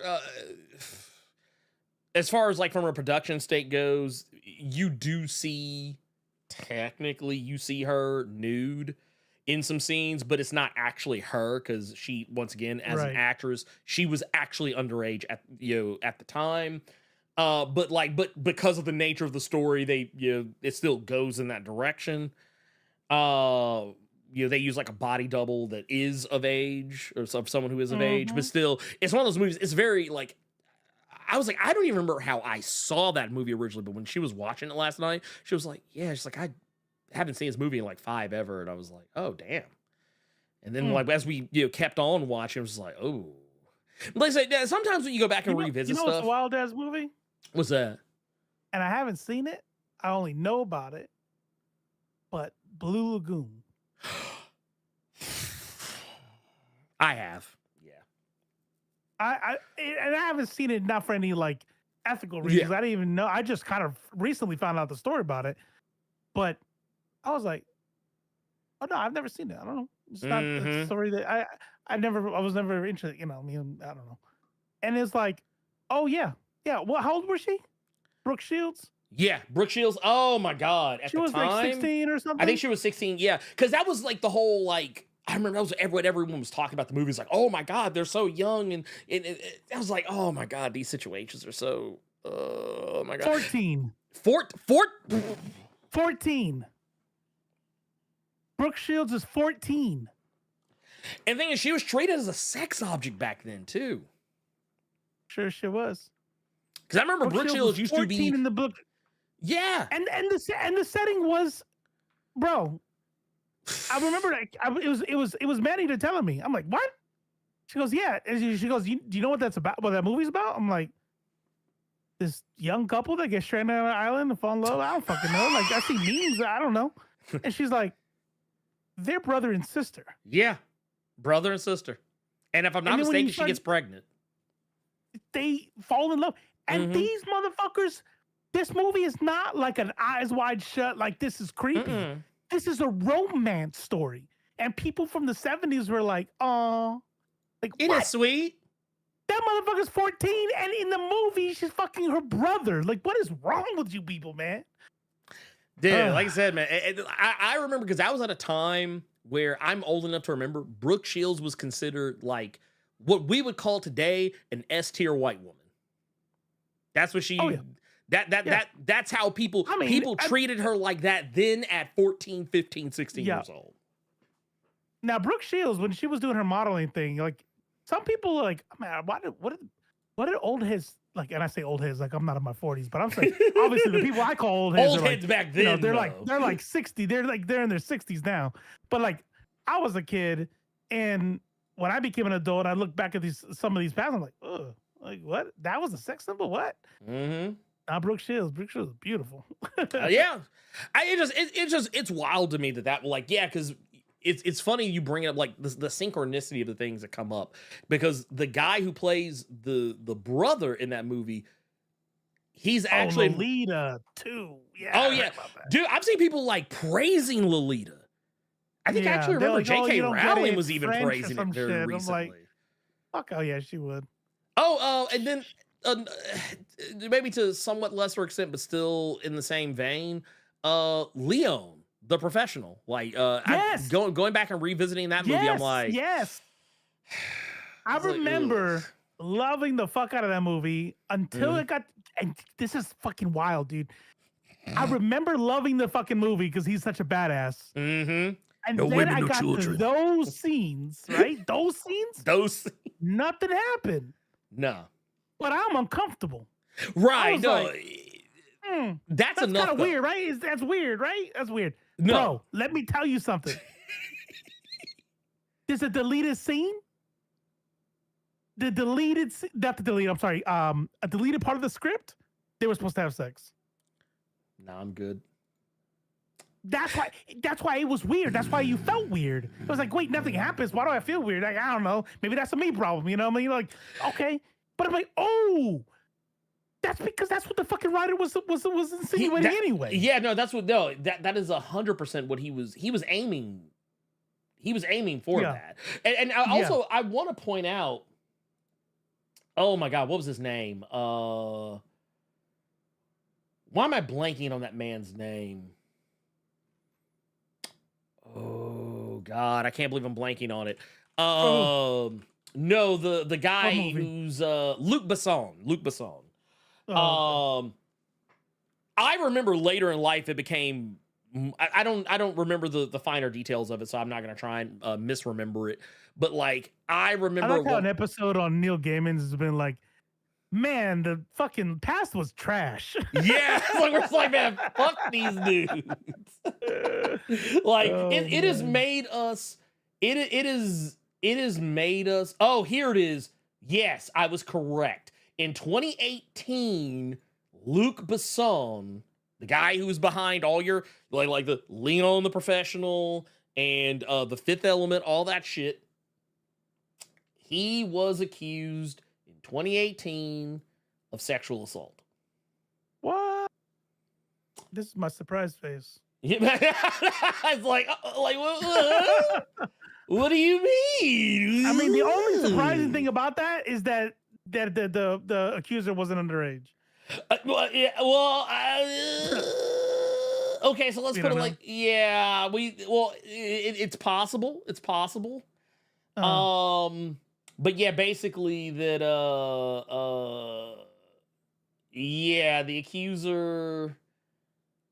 the accuser was Sand Van Roy, who I didn't realize I was familiar with, but yeah. She's not hard to find. But apparently she got into the acting gig kind of young, so there's no telling. It doesn't say exactly when the accusations cropped up, but I mean, once again, you never fucking know. By the way, yes. And then let's close up. Let's close out. Yeah. But totally talking about non sequitur, kinda right. Nothing about nothing. I'll end it on a. Here we go. I'm ending it on a positive note. I'm doing this on purpose. Clipped. You ever heard that show? Never heard of it. Yes. I never heard of it. I saw the clip that I shared on Threads, the one that got like thousands of likes. Right. I felt like a little mini celebrity. I'm like, oh, that's dope. I said, I need to watch the whole thing. I had no idea what it's about. Clipped. I thought maybe, what is this about? Like celebrity culture, clipping people, right? I'm thinking like Twitch. It's about the Clippers and their owner who got caught, being racist. And I thought, okay, what do you mean? Is it like a documentary? That doesn't sound like a good story. Sometimes I hear these shows and I'm like, when you describe Succession to me, I'm like, that sounds boring as fuck. But then you watch it. Billionaires, and like, oh man, this shit is too good, right? Clippers, literally about the Clippers, and the owner that got caught being racist to his mistress on the side. The dude from Modern Family and Married with Children, right? That dude, you know what I'm talking about. No, the guy that played Al Bundy? Yeah. Yeah, I know what you're talking about. Yeah. I forget his name, but yeah. He plays the Clippers owner. Lawrence Fishburne plays the Clippers coach, Ed O'Neill. Doc. Ed O'Neill, there you go, yeah. And then he plays Clippers owner, and I'm like, what's going? Like, this doesn't. I'm like, fuck it, let's just watch it. Oh, I'm so glad good. He said that. So good. If you ain't seen Clipped, start it. Yeah, it's really fucking good. It's really good, and I'm like, man, that's just really interesting. Real quick, because Michael DeFonte just pointed out, I missed this, and I don't know how I missed it, but I did. But yeah, we're gonna go back. It says Michael DeFonte. Oh shit! Yeah, I saw it, and I was like, oh, I'm gonna let him finish talking. Yeah. We were going down the rabbit hole. That was on me. That was on me. But Michael DeFonte said, depending on the wrongdoing, if a person is apologetic and owns up to what they did, is there a path to redemption for people if they do the work? I got an answer. I mean, for me, if there is, and this is where things get kind of difficult. If I feel there is sincerity in what they've done, like I feel like they're not doing it just to be if it's not performative, and it's difficult to say when you can tell if it is or not, but I feel like sometimes people are pretty obvious when it is performative. I feel like if people actually try to mend the fences, to try to be better, and here's the thing, I think it's also best too when they don't do it with the hope of publicity, which technically kind of makes it harder. Like if I feel like they're not trying to, what's a good example? Case in point, I was recently watching, all roads lead back to Swoop. I was watching her Swoop doc on Travis Scott and the whole Astro World thing. And she was talking about his apology and how like he was offering mental health consulting to the people who were survivors of the whole Astroworld debacle. But the funny thing about it was that she pointed out that the link that was offered was an affiliate link, meaning that he was getting paid off anyone who used the the affiliate link, because that's how affiliate links work. And that's where I was like, ooh, yeah, ain't a good look. Like, if I see shit like that, I'm gonna be like, no path to redemption. But if I see like no cookies for you, but if I see you out here actually trying to do the work, like you're not trying to get paid off of it, like you're just like, maybe keep a low profile. Just be like, hey, look, I'm just, doing my thing, donating to charities, so on and so forth that benefit people who may have been victims of the thing that I not necessarily directly perpetrated, but things of the same matter. Doing a lot of like outreach and stuff like that, and philanthropy, to benefit the people who have survived things of that nature. Sure, cool, but that doesn't mean I have to like you. Like I can still dislike you. I don't have to hold a grudge, especially considering it didn't affect me. But like, I don't have to like be like, hey, look at that motherfucker. Like, I'm not gonna be like that. But I mean, I'll forgive. I'm not gonna forget. But that's just me. So here's my deal. First of all, Yuri G. So Yuri G, man, the show clip is good, but the casting for V, the mistress, nailed it. And I love her. The casting for everybody else is kind of hit or miss, but damn, Blake Griffin and Chris Paul, so bad. Yeah, they made Blake Griffin so skinny.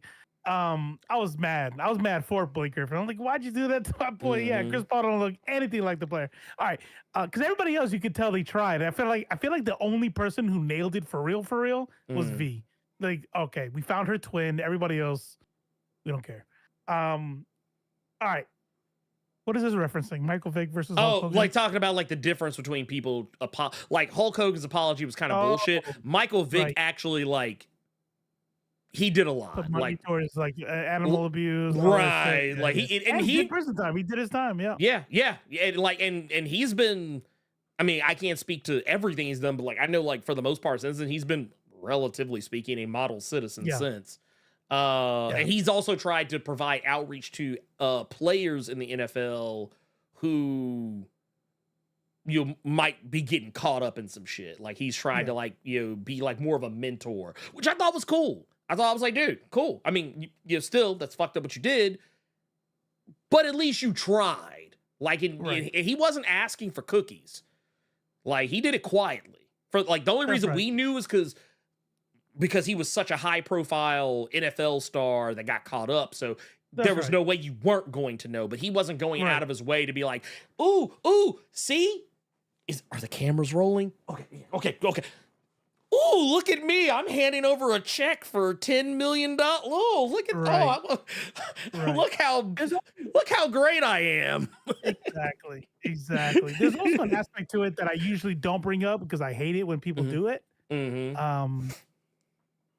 I think people use the words race baiting too much. I'm gonna get back to I'm gonna answer that question about redemption, but we use the word race baiting too much, right? You bring up race, it's automatically race baiting. But there is a time when I feel like black and brown people do race baiting, and it's when they want to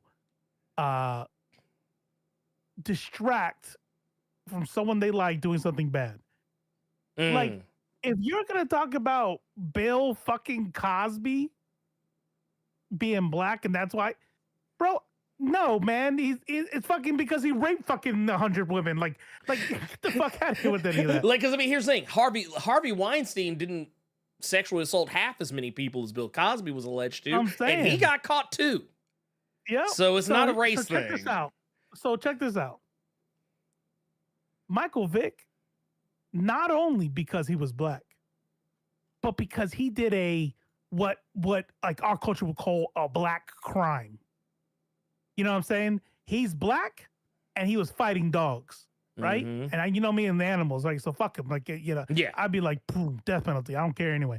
But you know damn well why, I'm not even talking about the legal system. I'm talking about the court of public opinion. Right. That he got burned because he was black and his crime was ghetto.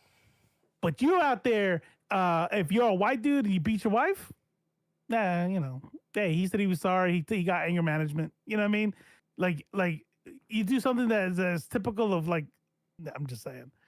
I saw that shit from a mile away. I didn't have any love for him because I love dogs anyway. But still, it was like, I'm not gonna even talk about how much I love dogs with this shit because these people are mad because they're racist. Like they love finding a reason to be racist. All right, so listen, redemption.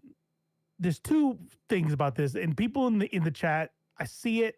You're right, but it's also kind of like it's a little bit of a cop out on the question. Yes, it is really, when it comes to forgiveness, that's for the victims to do or not do, right? Like what are you forgiving as somebody else? But I also know the spirit of the question, right? And the spirit of the question isn't really about forgiveness or redemption, really. The spirit of the question is you as a consumer. If you, like, for instance, what's happening with Neil Gaiman, right? Is there anything that somebody can do so bad? Can they ever redeem themselves in your eyes to where now you feel like you're okay to be a fan or consume their products or forgive them, right? Obviously, it's not real forgiveness. We're not talking about from the perspective of a victim, but as a consumer, as a fan, can somebody redeem themselves? And it was already in the question, depending on the problem, right? Okay. Okay, right? That's already in there. But honestly, listen, one of my biggest problems in, here, we'll get a little personal. One of the biggest problems is in my marriage is I don't apologize unless I feel bad and feel I did something wrong. Like they have to. If I don't think I did anything wrong, I will be nice. I will be like, I'll say things like, oh, I didn't mean to do that. And I'm not saying like I'm just like, but the words, I'm sorry, I apologize, literally mean I did something wrong and I feel contrition for that wrong thing. Me and Manny have different definitions of apologies. So I'm like, what do you want? You haven't even said sorry for that thing. I didn't do anything. Yeah, but my feelings were hurt. Yeah, I didn't want to hurt your feelings. I gave you a hug and a kiss. Like, no. Yeah, but you're not gonna tell you're sorry? Like, I didn't do anything. Like, I don't do that. By that, I also do not say sorry. And this is key for forgiveness. Like, I would never get mad if I said I'm sorry and someone said, I don't give a fuck. Go fuck yourself. Like, that's fair. You're allowed to. So many people apologize for that redemption. I don't think there are too many people on this earth. Literally too many people. Yeah. Like, we need less people. Like, COVID didn't do enough. Like, and it's like, I wasn't ready for that one. But it's like, look, the deal is I don't, like I said, what I was saying already. I don't know these motherfuckers. Neil Gaiman ain't shit to me. You know what Neil Gaiman is? He wrote a dope ass fucking Sandman universe. I don't give a fuck about that. You know what I mean? Like, my mom gave birth to me. My dad raised me. You know what I mean? My wife is my partner in life. And it's like, who the fuck is Neil Gaiman to me? Nobody. Like I don't, like, why do I care if he's redeemed or not? You know what I mean? So can somebody redeem themselves? I don't know. I've never given a fuck enough to find out, because he is a fucking creep. He is he's a if you want to use the rapist word for him, like, I know it's a little bit, fuck it. You can call him a rapist. Is probably he's a sex abuser. How about that? You know what I mean? And so if this is somebody, I don't care what kind of psychological therapy that you go through. I don't care how much money you give to whatever. You know what I mean? It's like, good. I think you should do that. I hope that you change. This is, by the way, how everybody meets, and this is somebody who's on a second marriage because I was not faithful in my first marriage. Okay, I'm saying that as somebody, and I'm telling you, if you are ever cheated on, leave. Always. Yeah. Always. I hope if it's mostly dudes in here, I hope I'm saying it loud enough for your wife to hear it in the background. Always leave. And you should leave too if you're the dude. You know? And it's very heteronormative. Like everybody's straight. Everybody has a husband and wife. I apologize. Your partner. Right? But here's the deal. It's okay. Can they change? Sure. And you should hope for that. Yes. But they should change somewhere else. You know what I'm saying? Change somewhere else, because that is forever trauma. That is forever. Man, I saw my mom. My mom lived in insecure pain for 30 fucking years. Damn. And today, my parents are in their mid-60s and they're pretty fucking happy. They are. And they was like, oh, well, see, it worked out for your parents. I'm like, what? Like, I am happy that they're happy, they're glad now. But you're telling me that living in fucking pain and anguish for 30 years, never knowing that the next TDY is going to cheat again, feeling like you're worthless, feeling like you're ugly, wondering what you did wrong. You got to live like that for 30 years before you can be happy? Leave. Get the fuck out. Go. If they change and become a better person, good. They should. I did. But that don't mean you got to stay with them. You know what I mean? And so I take that same concept with celebrities. And celebrities, I know much less. You know what I mean? Oh, you did that thing? Cool. You dead to me now. Fuck you. There's too many celebrities. Too many people. There's too many celebrities. Fuck. I don't give a fuck. What do you need redemption for? You know what I mean? I don't know them. Anyways, that's my answer. I was gonna say, I hope you get your $5 worth. Well, I was gonna say, speaking of, we got another here. Daryl says, "Remember Flowers in the Attic?" I've never seen it, but I've heard about it. It's never even heard about it. It's a movie. Actually, it's a movie that, if I'm not mistaken, it might be based on a book. I'm not 100% sure, but it's a Is this part a of movie it. I should skip, given the topic? Probably. Apparently, dude, I just realized something. Apparently, Cool bannings, school library bannings. this is incest, more incest. What is wrong with people? yeah. This is well, I just saw this too. Apparently, there's multiple movies. I see a 4-film collection here. Yeah, Flowers in the Attic, Petals on the Wind, If There Be Thorns, Seeds of Yesterday. Apparently, most of these, if not all of them, I think all but one of these has Heather Graham in them. Good Lord. Look, there is okay, this is something I'm glad this has been said. I need people to stop saying separate art from the artist, because the what I'm pretty sure, maybe I'm wrong, but I'm pretty sure that has to do with shit like this. Oh, right? Yeah. Like just because you play a child molester in a movie doesn't mean you're a child molester. You got to separate the art from the artist, right? But sometimes I have trouble. Like, you wrote a whole book about a brother and a sister fucking. Like, you could have written about anything.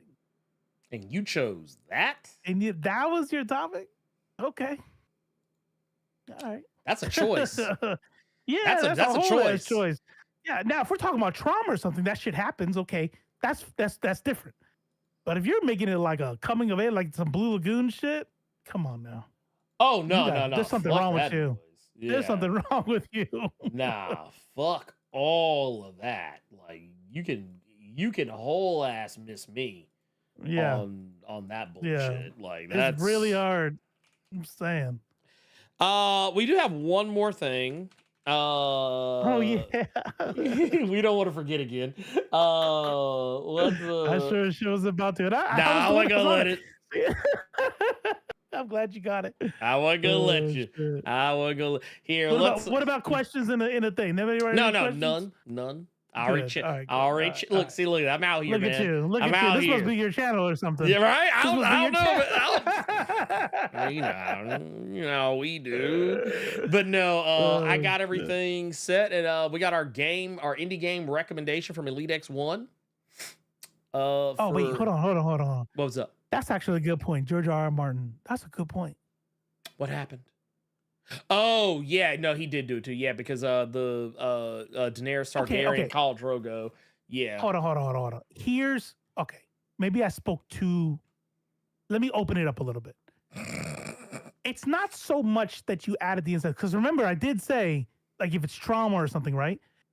If you put it in your book and it's bad, like it's supposed to be bad, like it's not, it's weird, then okay, like you wanted to fucking throw your readers for a loop or something. And they never put their thing like as romantic.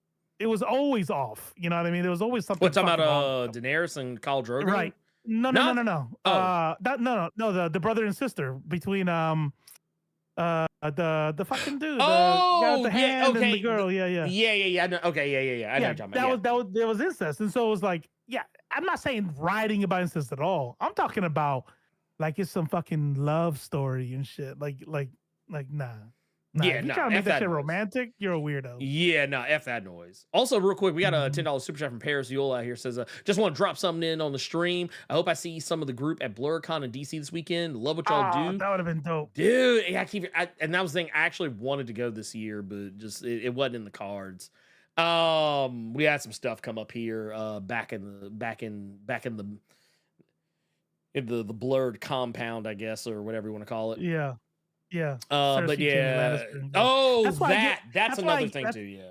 That's why I get so impressed when he thinks of names. Like I can't even remember the fake names.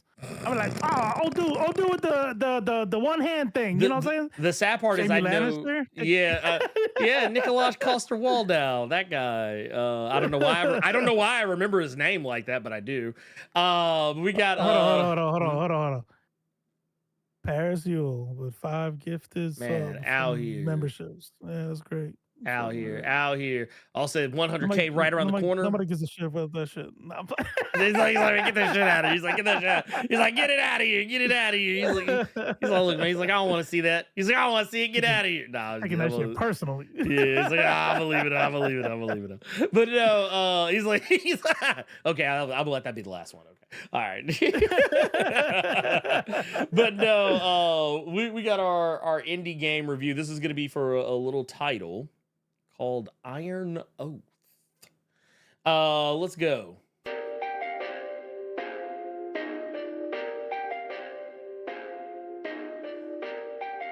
What's up, Nerds Culture fam? It's the Elite X1 with this week's indie game recommendation. This week I'd like to talk about a hidden gem in the RPG genre right now, The Iron Oath by Curious Panda Games.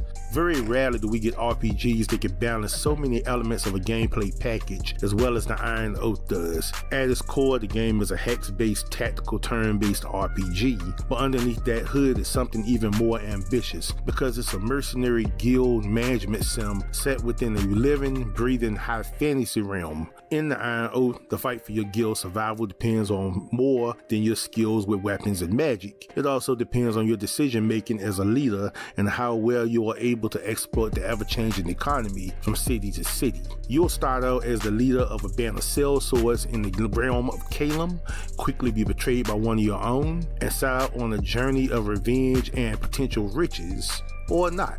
It's really your choice the path you take, but you'll need to hire and customize new mercs, manage your guild's upgrades, finances, and jobs wisely, and take on dangerous contracts in order to survive, strive, and build your guild's reputation. Over the course of your long journey, the world will evolve dynamically as cities fall, allegiances change, new enemies attack, and profitable opportunities arise. Each decision has a weight of change attached to it. As you forge your guild, mercenaries with a selection of unique classes, personalities, and quirks will be added to your party from the various cities' ends. Each class has 6 specialized abilities with branching upgrade paths. There's also weapon, armor, and magic and consumables to equip and enhance your mercs. And like in the games like XCOM, you have quite a few customization options to personalize your character's name, gender, and appearance in battle. You will make difficult decisions, and the path you choose won't always be popular. Your choices have consequences that will alter the fates of your mercs and the world around you. So as I've said, the Iron Oath is a hidden gem in the RPG genre that deserves way more attention. It's a wonderful mashup of tactical combat RPG, Darkest Dungeons, unforgiving morale mechanics, and some inspiration from games like War Tales and Battle Brothers, but in a high fantasy setting. The truly immersive gameplay and beautifully animated pixel art help further make it a unique standout RPG in the genre. The Iron Oath is totally worth it and is a game that I assure you will leave a lasting impression. That's actually pretty dope. It's like a 16-bit Baldur's Gate 3 with some SimCity in there. Yeah, I was about to say well, I think I saw. That's what's up, Elite X. I appreciate that. I think I saw a Screwface. So yeah, kind of like a fancy version of Jagged Alliance. Jagged Alliance, yeah. Yeah, which I like. I like that. I like that. That's that's where it's at. That's where it's at. I think. Oh, by the way, shout out here. You know what? Shout out to Paris Yule. Paris Yule. Yeah, because I just saw. I saw it while we were playing the clip. I was like, oh, dude, wait a minute. I think a certain somebody is him's free. Look, he didn't look. Was it was it from Amistad? Give us free. Yeah, he free. he got his free. So let's. I think it's funny how like unironically for real, whenever we talk about like vets, we talk about it literally like prison. Oh, so when did you get out? Bruh. We literally say, when did you get out? Not when did you get it? You know, I don't know. How would you say the regular job? Like, oh, when did you quit? Or when did you change jobs? Like, no, when did you get out? When did you get out? He's like, what kind of y'all? Man, you know, I did like a 20-year bid. You know how it is. Yeah. What'd you do when you were in? Yeah, that's what we say. Right. It's crazy because that like even having not served, I've heard people talk like that. I was like, yep, that sounds about right. That sounds about right. But that's I guess I got nothing else. Huh? What's up? Take us out. Oh, yeah. Okay, so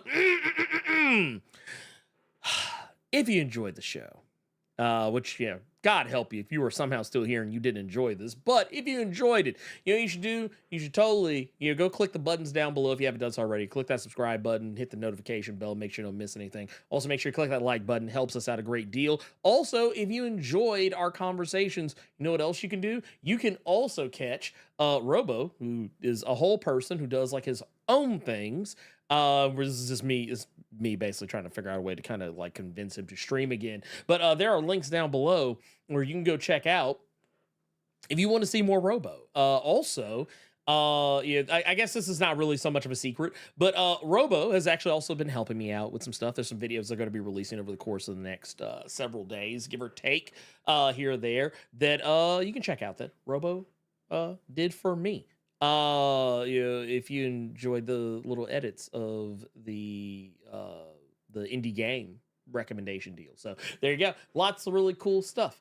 That said, I don't really have anything else. So there's a couple more videos going to be dropping. Some shorts are going to be coming out here pretty soon. Next week, got some interviews that'll be happening here and there. So make sure you just keep it locked. Make sure you go check everything out. Also, if you see any new videos come out, just click on them and make sure you hit that little like button because it helps. We're trying to get to that 100K, and the more YouTube thinks you like my stuff, the more they're going to recommend it, and the more they're going to recommend it to you, they're going to recommend it to other people. Make sure you drop in Saturday for the Blerd Cave, which will be this, as usual, every Saturday, 1 p.m. Eastern, 10 a.m. Pacific. You know the drill by this point. I don't know what we're going to be talking about. I don't think me and Carter have even talked about that yet.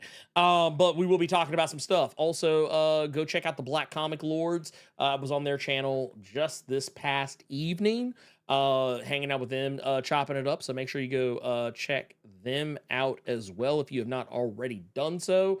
And yeah, that's all I really got. Nothing else. Yeah, I think that's it. That's the show. So there you Appreciate y'all. We do, 100%, 100%.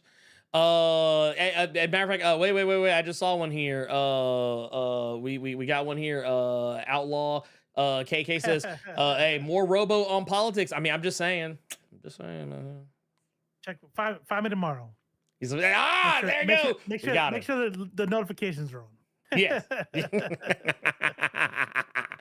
Oh, but yes. That said, for Robo, I am the Blerd without fear.